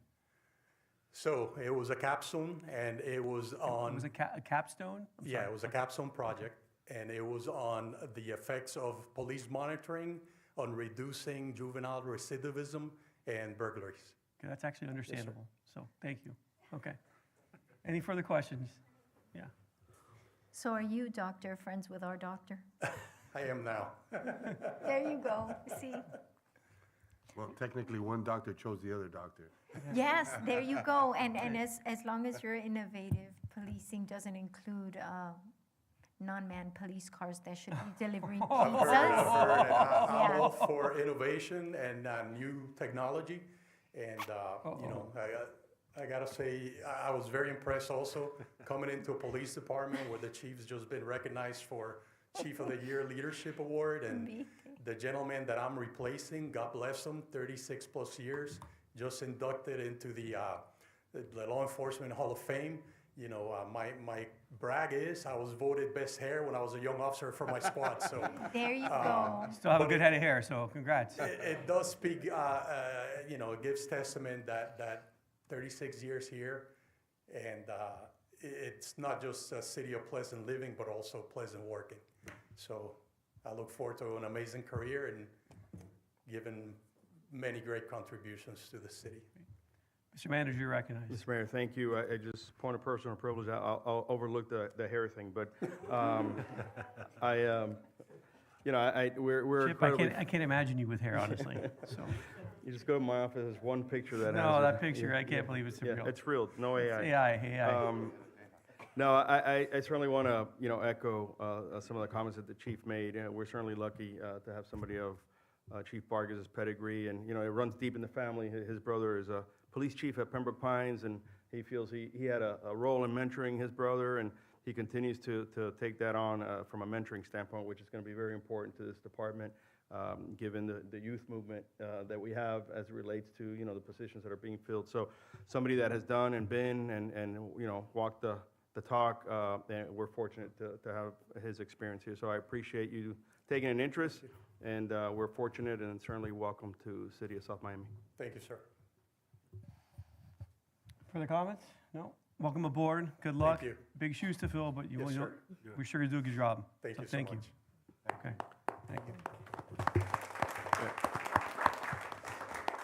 Mayor, if I could, on the comment that was made on Chief Corbin. 'cause On hair? I think it was really important. It's something that you had heard, but, I was fortunate to be in Tallahassee along with the chief and other staff members and a lot of family members to support him in that nomination. And it was a class act operation, Florida Department of Law Enforcement, on how they organized that event and the significance that it has.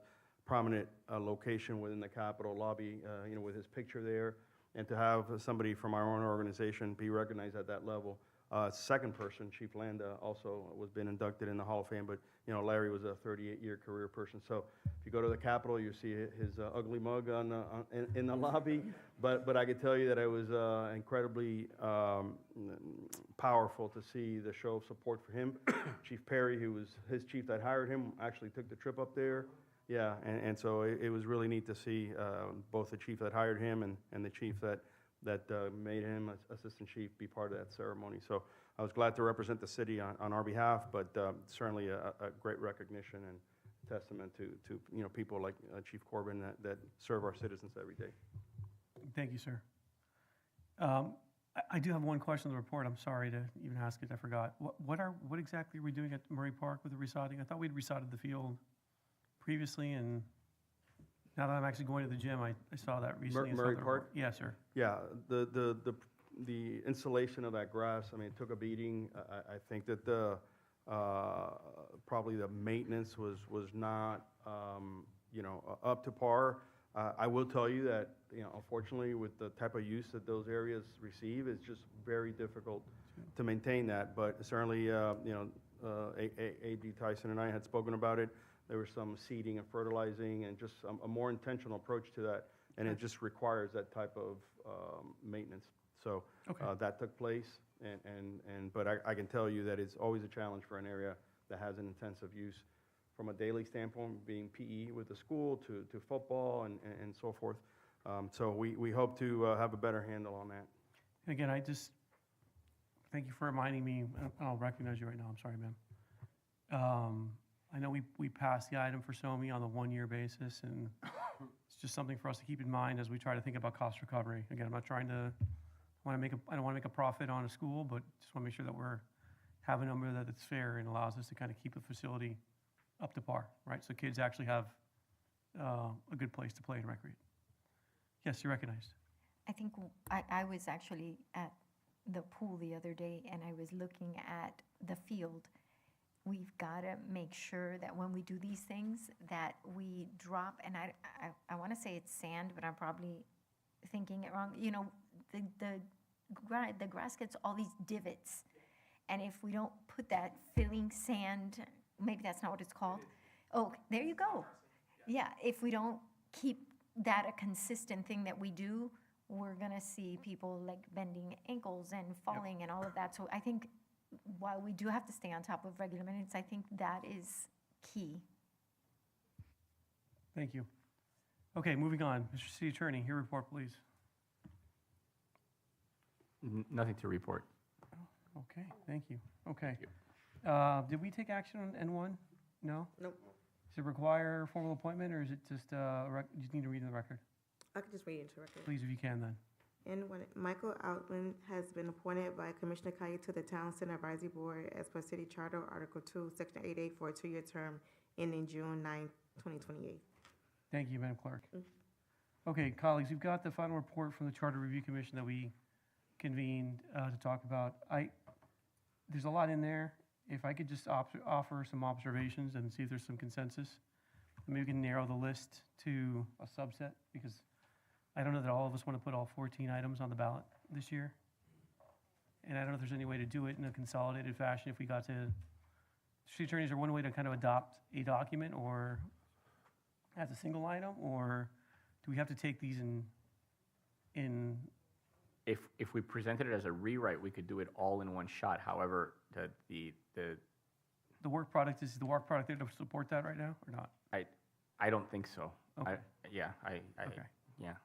So again, I just don't know how feasible it is for us to literally put 14 questions on the ballot and have them all kind of considered and supported. I think they probably get a lot of down ballot fatigue. In terms of, I wanted to get the manager's opinion on the ones that were most operationally critical for the city. Mr. Manager, if you have some thoughts on that, I'd love to hear them. We didn't have a chance certainly to discuss that. I had flagged, just my quick list, ones that I know had been some discussion here before, items 1, 2, 3, 5, 7, 13, and 14, as being the ones that were most operationally critical. In my review of the memo, a lot of the elections-related or term-related ones, I thought there were some holes in a lot of the logic, and I think they could probably use some additional work. And I know we do need to give the city attorney some direction to start writing ballot language for us to consider over our next couple of meetings. So those are the ones I had seen that I thought were probably in the category of most critical from an operational standpoint. Again, 1, with respect to vacancies, 2, with respect to meeting frequency. We can argue about whether that's something we need to do or not. I know that Commissioner Rodriguez had mentioned the planning board item, the dual service on planning board and the Development Review Committee before, and that came back with a recommendation recommending that. Item 5, which I can't read my own handwriting. Item 7, which I think that was the acting manager appointment process in item 5. 7 had the city manager purchasing authority. 13 was our ability to use electronic notices, which should save us substantial money. And then 14 was, I can't even read my writing, this is terrible. Anyone can help me with 14? 14 the franchise agreement. Franchise agreements. Versus franchise. Right, franchise agreement. So those to me were the ones that I thought were closer to ready to prime time and may have some operational impact. So Mr. Manager, I don't know if any items there you wanted to highlight that maybe I omitted? Yeah, Mayor, Commissioner Kaya earlier during our briefing asked that question. The deputy and I had taken a look at it just from the standpoint of, I think the goal is realizing there's only so much bandwidth that when somebody goes to vote, we had pretty much all of those. We just kept a more truncated list with 1, 7, 13, and 14. There's some other things that are cleanup, but at the end of the day, they're not earth-shattering, if you will. I think from that standpoint, 1 was primarily, I think, something that is a functional, replacement of a vacancy. I know the clerk was concerned about that. And 7, given the purchasing authority, I think that just finishes cleaning up to comport with the ordinance, That we adopted, so correct. we can make modifications as needed in our ordinance as opposed to having to go back and Correct. constantly amend the So I think that just finishes that process of cleaning that up. Okay. Certainly, 13, with the issue of the publication, we've talked about that and the possibility that, that's also has some financial implications. 14, I know, Mr. City Attorney, you and I had talked a little bit about that. Obviously, there's a decoupling there that I think may merit some further explanation because there was issue of, I think, primary importance on the length of leases, then I'll let the city attorney speak about that. So we had that on our list. So we had 1, 7, 13, 14 Okay. as a means of having something that, maybe is not too much to bite off. Colleagues, are we in agreement that maybe 4 is the right number of ballot items generally? Anyone have any thoughts on the total number? I was between 4 and 5. Okay, sir? I'm not really held to a number. Okay. Mr. Vice Mayor, any thoughts? We've never done more than 4 before, but yeah. Madam Commissioner, any thoughts on the number before we get into expanding the list? I don't, You don't have a hard line? no, I think 4 or 5, Okay. either one works. Okay. Let's go left to right and see, are there any items that you want to add to the list? No, That but there's weren't one I mentioned? want to talk about. Okay, but it's on the list so far? It's here already. Okay, perfect. Vice Mayor, you're good? Mr. Yes. Rodriguez, which would you like to add? So, changing the land lease Okay, so that's time.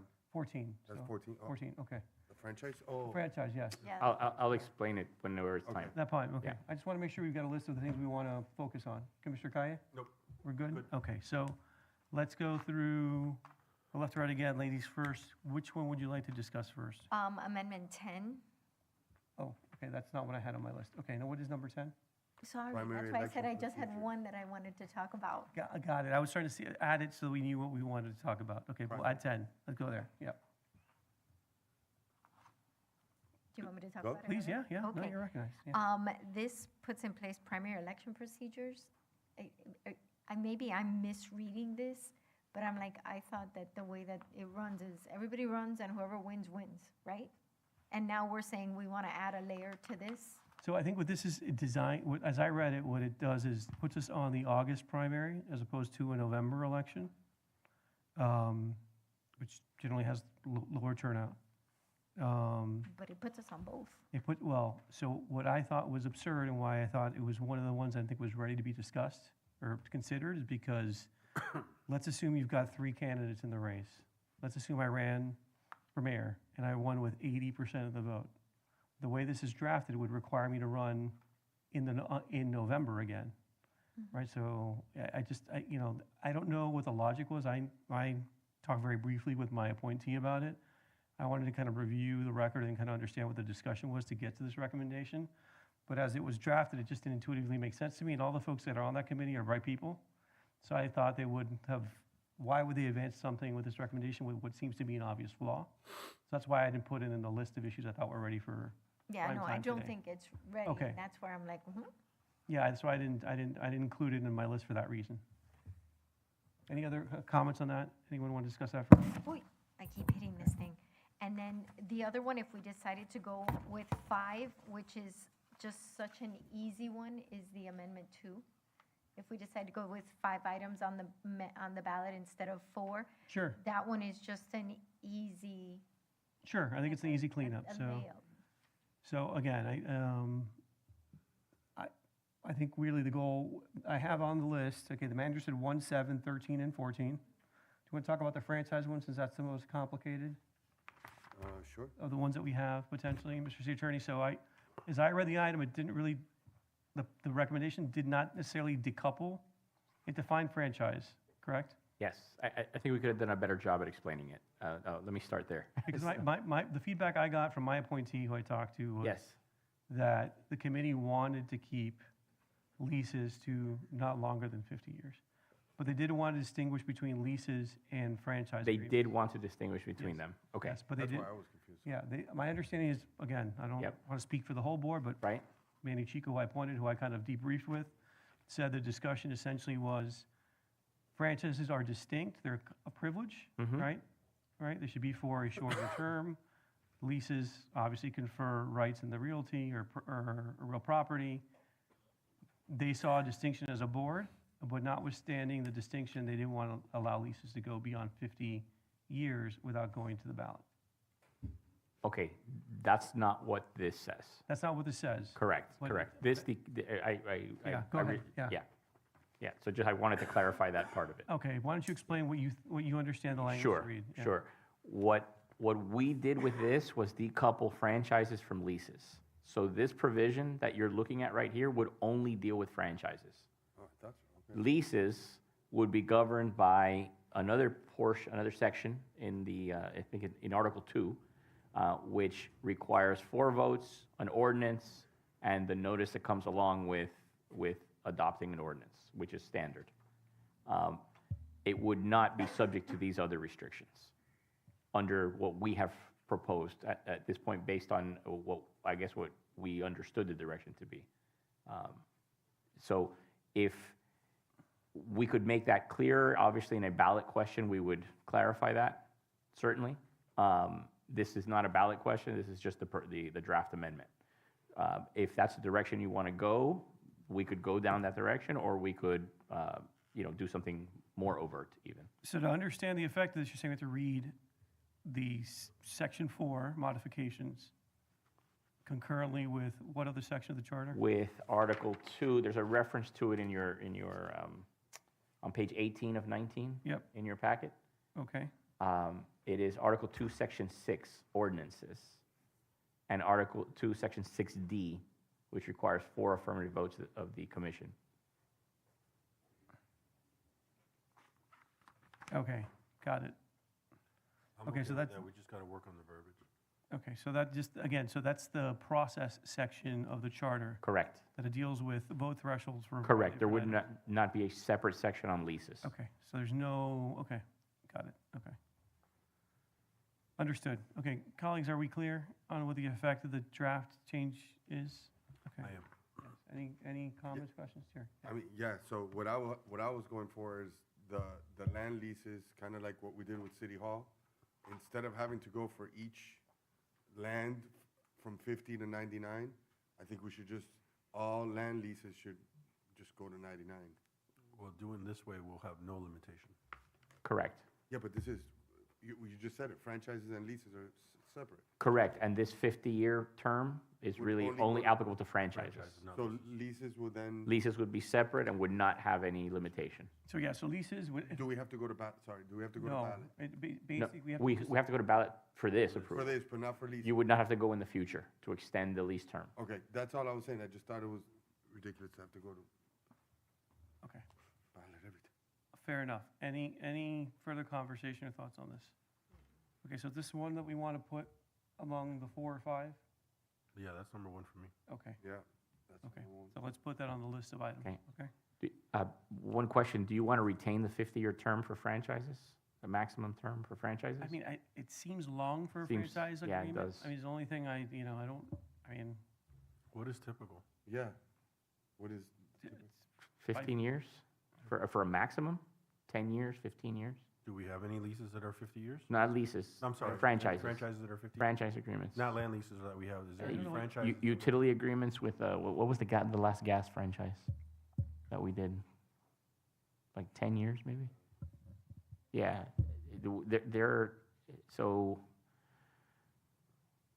I mean, franchise would be any utilities, right? Any So, utility. yeah, FPL, if FPL requires some use of our rights of way, that's actually all regulated by the state, so we don't even get involved in that. The gas franchise is another one.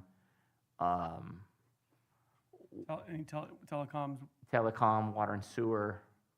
solid waste. Yeah, solid waste is an interesting one. Yeah, solid waste, because we grant franchises for the use of our own roads, right? So that they can go and pick up solid waste, and they pay for that privilege. Those I think terms. 5 years, I think. I think those are 5 Franchise is years. It's what? 5 years. 5 I or think 10 those are years? 5 years. 10 Yeah. 5 years. I don't know, whatever. Still short. Afraid, are they 5 or 10 years? The franchise agreements with waste haulers. Solid commercial waste. haulers. Yes, sir, you recognize. Is there ever a case where a utility needs to build a substantial amount of infrastructure and needs to collect that back with a longer-term lease? It can happen, yeah, if they're installing new utilities. If, for example, if water and sewer were ever to install, Right. you know, not that we're gonna kick them out either. Right. But couldn't we make it like 25 in like the greatest case, so we never handcuff a commission to be able to have like a water and sewer? I'm not that, yes, sir, you recognize. No, just put something on the map, just in case, given our conversations with our public works yard, that potentially there could be a use there. I wonder if it would sort of ride under a franchise depending on who I think who may come it would into- be, it's not a privilege, we're basically giving them rights in the real property. So that's, in my mind, that's a distinction. We'd structure it as a lease. We structure it as a lease, yeah. I think it's, if we structured it that way. This is more like a license, a franchise. Right, but we've considered that for occupying other properties that we've owned, and the franchise has come into play. We have in the past. Yeah. No, you're absolutely right. That's Yeah. why we're proposing cleaning it up, Yeah. to not get caught in that. So you want us 25? I honestly, we could leave it at 50. I mean, it doesn't, at the end of the day, it doesn't have to be that, long. We could decide to issue it. I mean, it just gives the commission flexibility to decide on a maximum term. And But it honestly, could also get us tied into a bad partnership for a very long time. yeah, it is, but, we've done worse deals than this, for sure. So, I mean, I think 15, 20, maybe. I was not looking at you, Alfredo. He did. He Thank looked at you and he said garage. Yeah, I mean, I would say 15, cut it down. I don't want to die on this hill, but, I mean, I would tell you, remember, 25?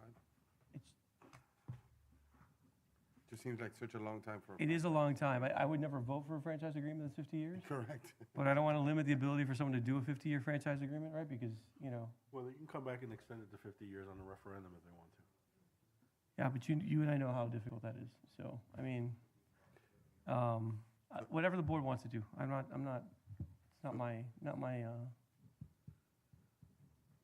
And if- Just, is it possible that Can we people do might this? vote Why against don't it we because ask it the city doesn't? attorney to look at, would you just mind looking at what other restrictions are in some other cities around the term of these and bring back, this one we clearly want to come back with the possibility of shortening the maximum term. If you can give some reference points on what the appropriate term is or what practices, I think it'd kind of help us, certainly me, get more comfortable with a shorter term, okay? But this is another one, yes or not? Yes, right? We want to move this one onto the agenda? Yes. Okay. Okay. One I don't agree with is number 11. Number 11, it's not on the list. So, Oh, it's not, I'm No. saying number 11. okay, well, you want to put it on number 11? I do not. Okay. No, it's not, I'd It's be the not only on- one, I'd be the only one left. No, there you go. Well, Exactly. Yeah, exactly, you would be. Wait, I'd be the only one left up here. Yeah. That might not be a bad thing, and for Nah. me at least. Nah. Anyhow. Keep the train riding. Yeah. Number, Okay. I have a counter on number 2. On number 2, yes, sir. Yeah, I don't see why we'd want to do this. It's just, it gives the perception that we don't want to work anymore. I agree, that is one possible way to read that are wanting to have less frequent meetings, and I don't think it's a big deal. I don't think it's a big deal either. Does Number 2, anybody remember when this happened? Yes. what remind me? When this decision was made, it was insane. Remind me. It was with Mayor Phillips, and they went back and forth of what the verbiage should be, and the arguments were very interesting. So But we're going on our 4th year. We haven't had a problem with it, so it's. no. And I don't think people will Look, have we a often problem meet, with we often meet in excess of what we need to, Of what we or need to, required yeah, to, so you're I mean, I just, my only objection to putting this on would be, it was on 3 years ago, Yeah, and people. we're gonna put it back on again, and people will be like, why is this so important? So I'd rather save my gunfire for 7, for example, on the CM purchasing, which gives us more operational flexibility. Number 1, which the clerk, I think, has some concerns about filling vacancies, right? Those are things that potentially, if we don't have the operational flexibility of the charter, could be crippling to, or limiting to our operations. So can we all say that we agree with 1, 7, 13, and 14? And then if there's one that we need to add, that we can just talk about it? I do, yeah. I agree with 1, 7, 13, and 14. And I'd like us to remove 10, because I don't think it makes, 10's not on the list. I know, but Like remove it from us. This is just a going report, over so it. we can choose to accept from this report what we want. Yeah, 10 is. I'm fine, 1, 7, 13, 14. Okay. So 1, 7, 13, 14? Anything else that we want to put on the list? Mr. Manager, we've got planning board. Did you want to put planning board on the list? I think, yeah, I think if you're on the planning board and you're on the DRB, you should choose one. Okay. Do you really want to set that to referendum? People vote on it? Sure, why not? I don't think it's that important. Mr. City Attorney, is there anything to limit us from precluding service on both boards by ordinance? Okay. Okay, so No, why don't, you could do it by ordinance. why don't we bring back an ordinance to, beyond any existing appointment? Correct. basically, Correct. Prohibit the dual service, okay? That's exactly how we said it the first time. Well, that's fine, I know, but I said grandfather in the current person. fine, and then now we have, moving now it's forward- gone, that's gotten kicked around by everybody, so Hold on, Mayor, we we already- have 100% unity. Hold on, Mayor, but Yeah. no disrespect to Danny, but we've Yeah. already voted on this before. Like, we don't need to go through this already. Okay, well, I mean, In my opinion, like, let's just move forward on it. okay. That's just my opinion. Danny, sorry, Commissioner Rodriguez, is it a big deal? But this for is you? not for me, this is just for the city, just But to you're- clean it up as far as like, I don't think going forward, we should have this one me ask- person on both boards. Let's leave that to the side for now, but let's put it in the parking lot. Do you need 5? In terms of the acting manager cleanup? Is that something you wanted? Is that something you think is operationally essential? I think it just makes it more practical, but in the scheme of things and in considering voters, I think that would just create more noise than we need for the benefit that we're getting. Okay, Yes, it would be helpful, but okay, Ask something. okay. Yes, ma'am. Can't we just put these on, like, in a, Yeah, cycle, we can, over the years, rolling year, yeah. Look, I think there's consensus of 1, 7, 13, and 14, so we're not here a lot longer. Everyone fine with having ballot language brought back at the next meeting for us to consider?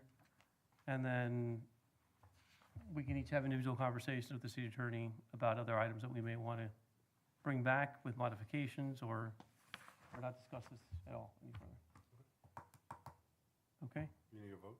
I don't think we need a vote, correct? This is not an action item. It's just, we'll vote on the questions themselves once they're brought Correct, back. correct. Okay, anything else before this body that we need to attend to? Madam Clerk, we good? Commission discussions, that's it? Okay, anybody have anything for the record they want to note? No? Okay. I do, hold on, I want to say something. It's real quick, I'm sorry. Having all these kids coming in the last couple of days and weeks, I think it's beneficial. I would encourage that we I'm talking to everybody on the board as well, because we're all contributing. I think it's been really cool. I think the kids are really appreciative of what we're trying to do. I would encourage us to continue to do that and figure out not only Columbus or other schools, but Mayor for the day, she was amazing. She's a great girl, She yeah. was fantastic. So I think it's a good way of giving back to the community, and I'm all for it. It's been motivational for myself. I wanted to thank you guys because it's been great. And I think we have one intern who's working on a proposal for a possible youth advisory council or some sort of way to formalize That'd be great. this, so hopefully we'll have something to consider in the future. But you yes. still want the prohibition on Belen? Or? No, as long as it's 10-1 Columbus guys to Belen guys, we're good. You know, we can even take a saber or two. It's okay. I just wanted to say, I said this to the manager, but Alfredo wasn't there, so I just wanted to say, when the whole thing rolled out with the property tax and all that, I just appreciate the fact that, because my next thing was gonna email, how did we get affected by it? And your email was excellent and, spot on and actually informing us very well as far as how it affects our city. So I just wanted to commend you guys for acting swiftly and knowledgeably. So thank you for that.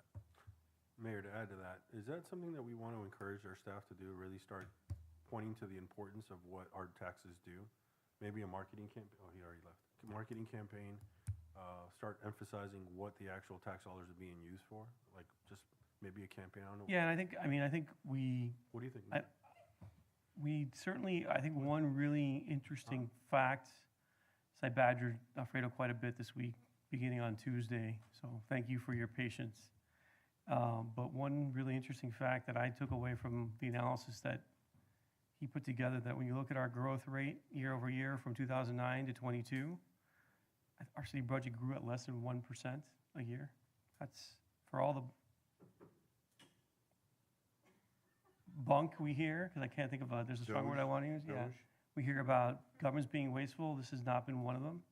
We've had a lot of growth the last 3 years. We've ramped up our spending, but I think we all know that we needed to do that to get to full staffing in police and get competitive in terms of our pay and retaining people in a very inflationary environment. So, and even with all that spending, we're still trending at under 4%. Was it 4% or 4.5%? 4.5%. So. Broken bridge. Yeah, but it's so it's not like, we're not. I was on TV on Thursday. I'm like, I want to understand where these wild and crazy times are happening. 'Cause they're not happening in South Miami.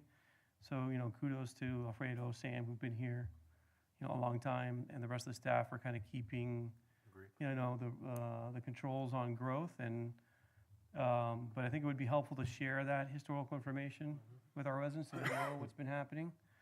And certainly, I think there's a conversation to have about, it's not cataclysmic, right? This is not going to, undermine our operations in the near term. And we are fortunate that we've, in some ways, limited the amount of growth we've had here for the last 20 years because we'll see a good bump in ad valorem because of the growth that we'll be able to harness now. But I do worry about what happens a decade from now.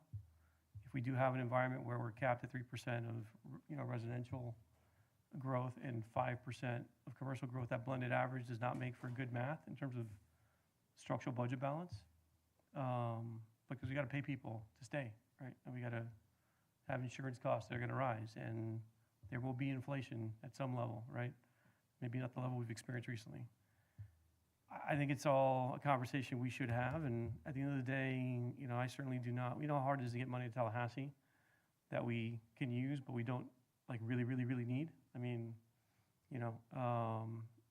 I cannot imagine having to go up there every year to ask Cat in Hand to fund our police department or, our land development department. It's just, our parks, for Christ's sake, right? That's, would be a tough position for all of us to be in to kind of make that work if that's how we end up making it work. And the numbers, God bless the governor, but his math is, for a guy who went to Harvard and Yale, his math is very, very bad.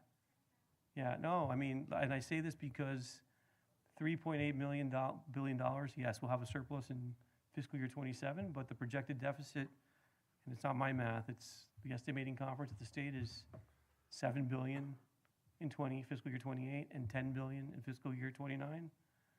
So where's the money going to come from, right? And again, because they have their own financial challenges. I'm not doing it to be critical. It's just, we should have an adult conversation about this stuff. We can all look at other governmental units, and there is some spending that we all recognize is out of control, and some people have been slapped around pretty good because of it, and deservedly so. But that's not the reality for everyone. And so, frankly, to staff, congrats on what you've done historically here. It's really, you've made miracles with very little, really squeezed every ounce of juice out of this lemon, right? Hopefully we're not facing those kind of times again, but we'll deal with what we got to deal with. Amen. Amen. Good thing we fixed the bridge. Good thing we fixed the bridge. Yeah, exactly. Oh, sorry. We're not adjourned. We are adjourned. Thank you, guys.